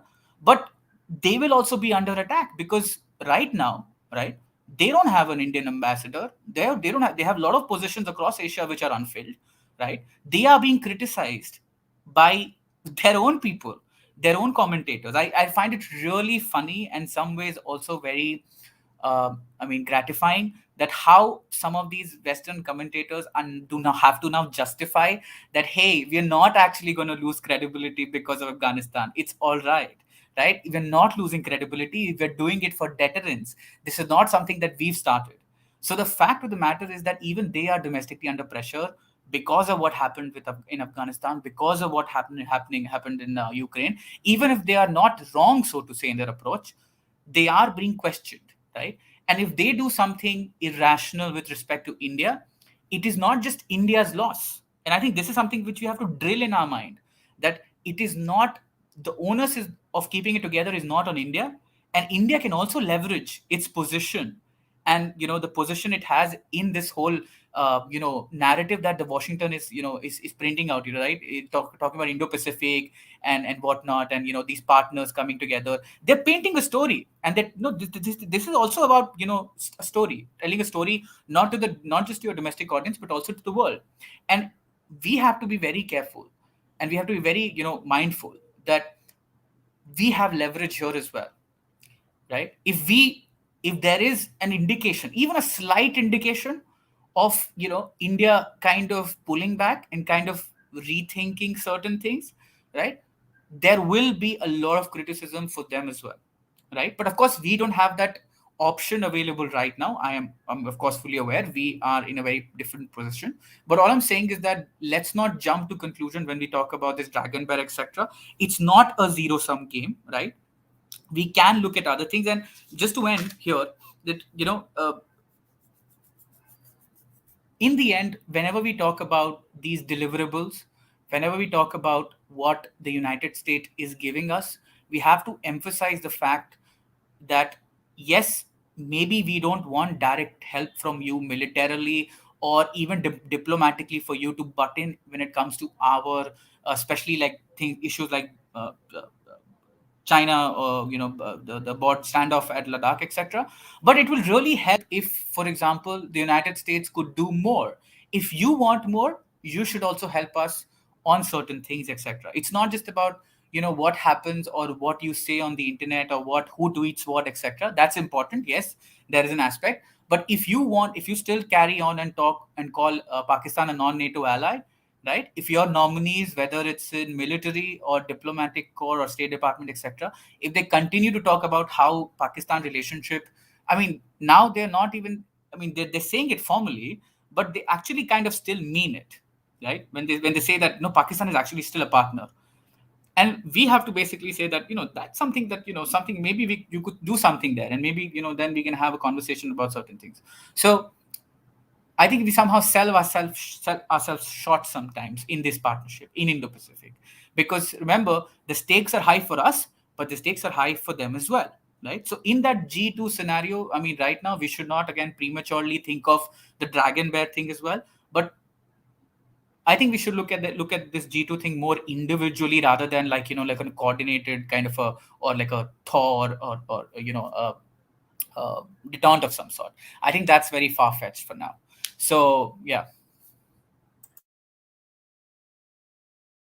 Okay, before Surya goes ahead, just one thing which I remember. I remember a very interesting tweet by Dhruva Jaishankar from ORF America, which is very intriguing. He stated that long time ago, journalists and quote unquote scholars in India, or from the Indian Strategic Circle in Delhi, I'll not say which location, they used to get scoops on Indo-US relations and other aspects, and they used to spread stuff about it in their own way. He says that that's gone because it's not the Indian government and the US government doing more. Long time he said back. I don't remember which month, but long time he said back.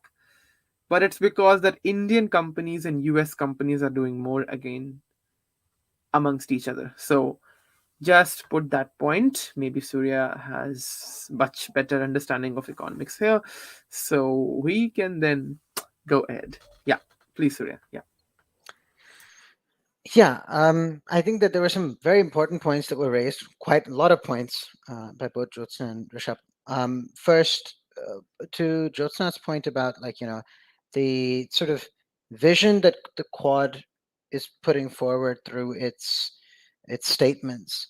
I think that there are multiple things that can be drawn from this. One is perhaps that um, from an economic standpoint, the US is definitely under pressure with high inflation. There is bipartisan consensus in DC that tariffs really need to be cut on Chinese goods. That to me is a very strong indication that the reliance on China remains very high. Um, to to compound inflation, if supply chain problems persist emanating in China, or if China decides to hold back some of the goods that would otherwise be flowing to the US, I think that the Biden administration will find it very difficult to make a case next elections when they come around. There's a real political cost to inflation. Real wages have gone down. You're seeing now, stock markets have come off from its highs significantly. 401ks of a lot of people are already down. Now, on top of that, I mean, they're not down year on year, but they're down from their highs for sure. On top of that, you're seeing, as I said, inflation really eating away at disposable incomes. So if you look at the approval ratings, I mean, it was actually quite phenomenal. There was a CNN poll where they asked, "What has Biden done that you approve of?" Nothing / disapprove of all, 56%. The economy, 15% only think that Biden has done a good job. The virus, 6%, personal traits, 4%, foreign policy, 4%, and other issues, 2%. That means that we're looking at an overwhelming majority of Americans who oppose this administration at the moment on a number of different issues. Now, altogether, if you look at it, they say 56% are dissatisfied on just general issues, but there are very specific problems which the public feel that 96% feel that they're not doing well in foreign policy. I think there's a real problem that they have on their hands. Now, this can get masked as much as they want by certain sections of the media, but it will not, it cannot deny the reality of what they face. So to some extent, when they are engaging in the Quad, there will be some, I'm not surprised that there are some issues that, I mean, they're not being very forthright with their anti-China stance, as much as perhaps India might have liked to some degree. That's one aspect. The second aspect, I think, is this idea of promoting democracy as a tool to counter China has been a strategy straight. It's a strategy straight out of the Cold War playbook, because they use that in Eastern Europe as well. I'm not sure if this is going to be particularly successful in an environment where you have a very large economic competitor to the U.S. At its peak, the USSR was 47% the size of the United States, if I remember correctly, at its peak in terms of GDP. Now you have a Russia and China together, which pretty much almost rival the America's GDP. Very close to it, not entirely, but and if you include the areas of Russian influence and Chinese influence, you probably are almost there. Now, this to me is something that should make policy analysts in DC worry how they are going to take things going forward. Are they going to depend on allies? One of the basic rules in sharing power is that you do not share power, right? The U.S. has been addicted to a unilateral world, unipolar world, where they could exercise their hegemony in pretty much any fashion they liked, all the way through up till 2008-9, when you started seeing the first signs out of China that, and I'm referring in this case to Dr. Edward Luttwak's speech at the K. Subramanian Memorial Lecture at EDSA, where he talked specifically about how the Chinese realized that 2008 was a seminal event in the history of the American empire. They realized that that the end of capitalism, unbridled capitalism as Americans knew it, is really upon the world. Because they have essentially backstopped the economy. They backstop capitalism. They say that if the crisis gets too big, they call it a contagion risk in the U.S. They're going to print money. They're going to save the economy. Everything's going to be fine. Because the political cost of letting the free market fix itself in periods of crisis, that political cost is so high now, because when you're so addicted to unbridled capitalism, exceptionally high growth, you cannot let that gravy train stop. It just keeps going.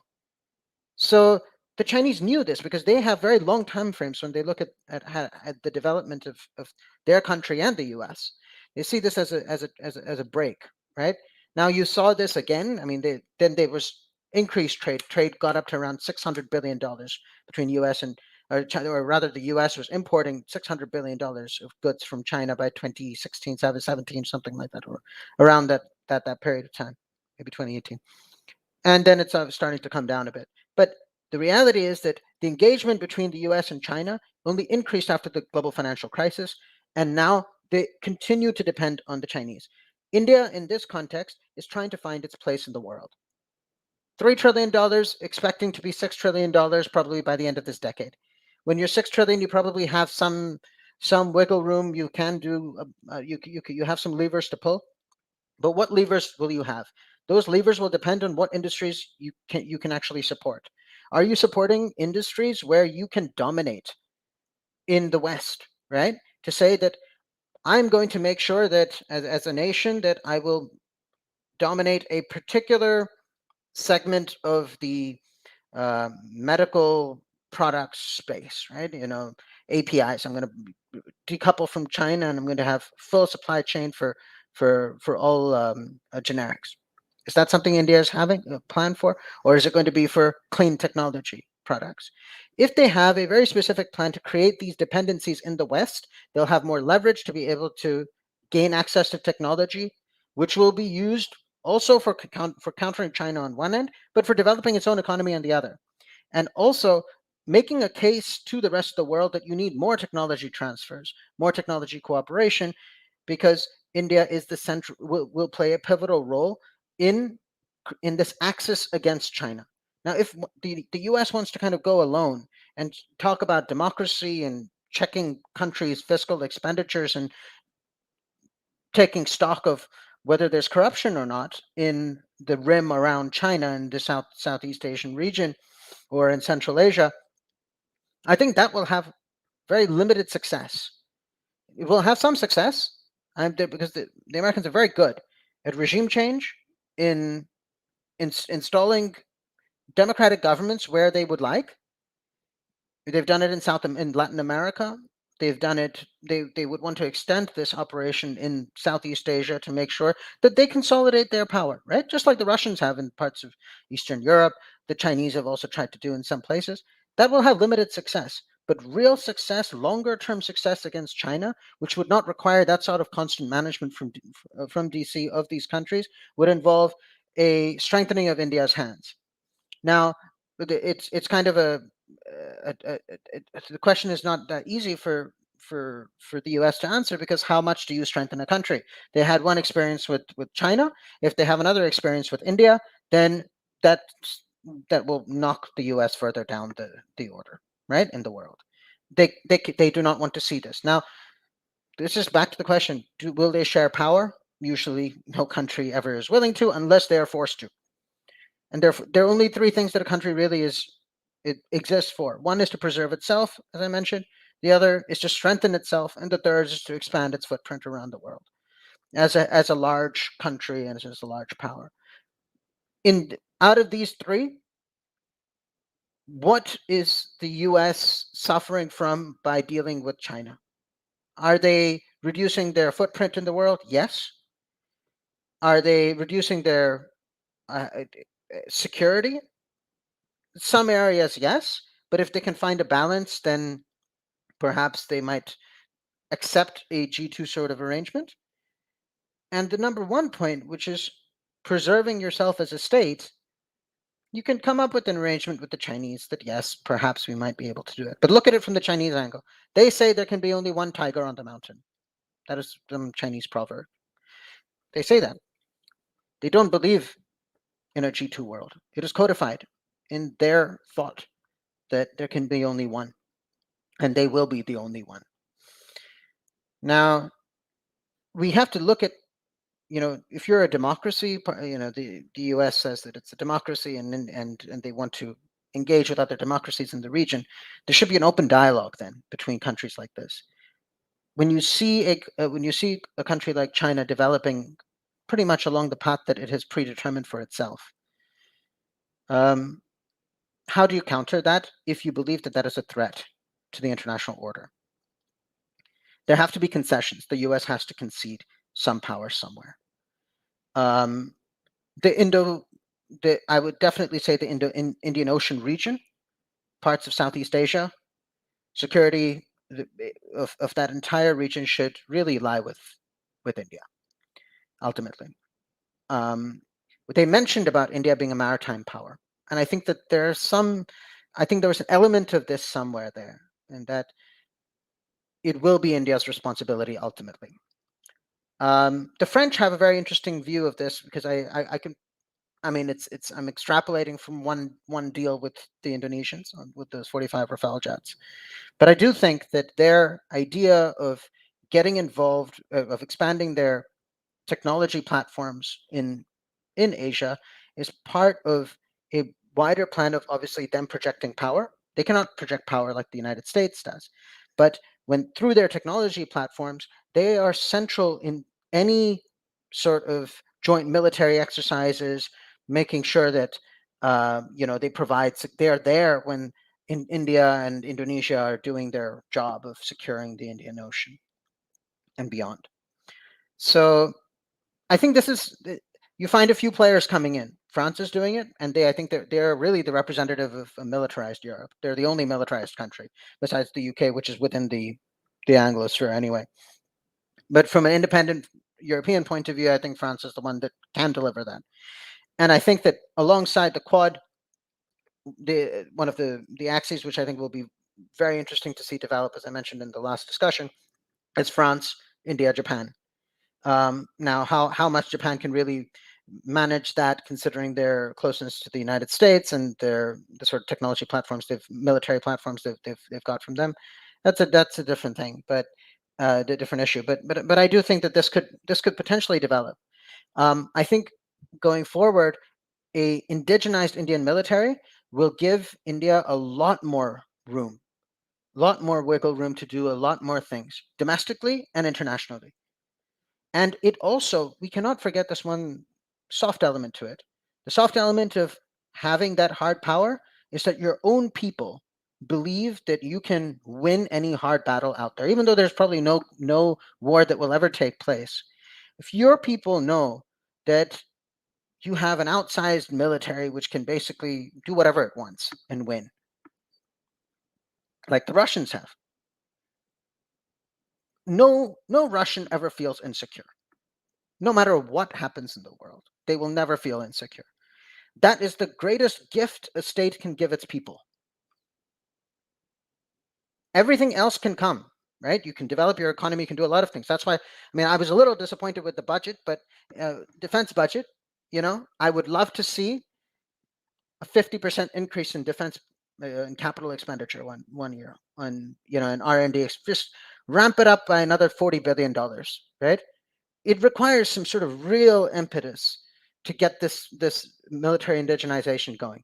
We're doing it gradually. India is doing it gradually. I think it's a good thing. But if you really want to accelerate it and make other countries fear you, then you have to spend the money.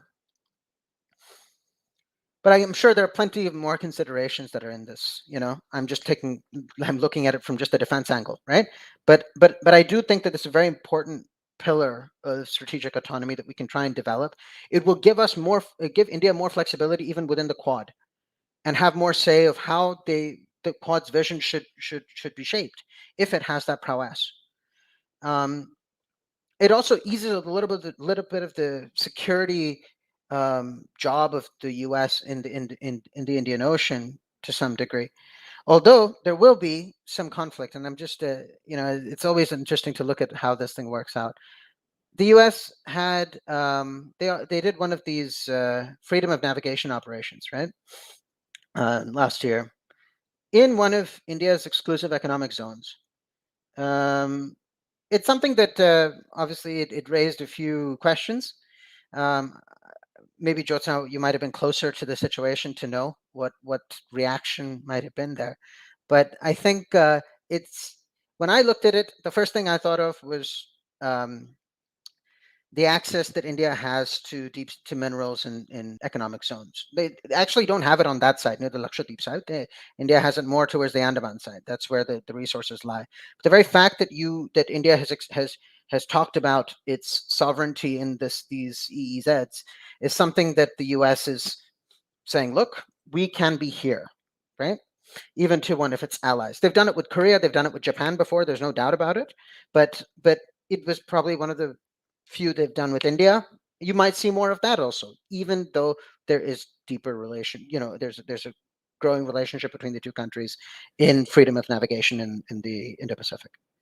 But yeah, I touched on many different topics here, but I think that's kind of how we were proceeding with this discussion. But Yeah, indeed, I completely agree with that, and I think that's what the significant. I would say that's what the interesting aspect of Global Hint has been. We decide to discuss 1 hour, and it turns out it's 2 hours. So it's the majesty of our speakers that actually it went really well. So I have to go for another live session for Indus Think in a while. So I maybe have to wrap it up now. But I think we have very nicely concluded on various issues and pointers. So I think uh, one development which has happened, just going to share, and this is from a tweet by Dhruja Shankar. So he states that Mauritius dispatched a boat to the Chagos Islands, where the US has had a base in Diego Garcia, asserting its sovereignty. The trip is a culmination of a series of legal victories by Mauritius. So, this is for the viewers to ponder upon, and maybe a follow up talk can happen on any interesting issue. So, till then, I would conclude Global Hint Season 3's this episode. We'll let you know when, if necessary, any follow up comes in or any session comes in. And I would like to thank Jyotsna, Surya, and Rishabh for coming and discussing India's strategic autonomy and the G2 very widely. It has been an amazing discussion. I enjoyed it thoroughly. And may the Indo Pacific become big for us. May we become that regional power with that should assert what it should be for and whatever it is. That's what the hope is. And I would just request all the panelists to stay for 2 minutes post the broadcast ends, just for a feedback, and then it's done. So till then, thank you everyone. It has been a pleasure, and see you in a while for Indus Think with Gaurav Lele. Just in a while. So stay on YouTube, stay subscribed, press the bell icon. I'll be there again in a while. Thank you so much.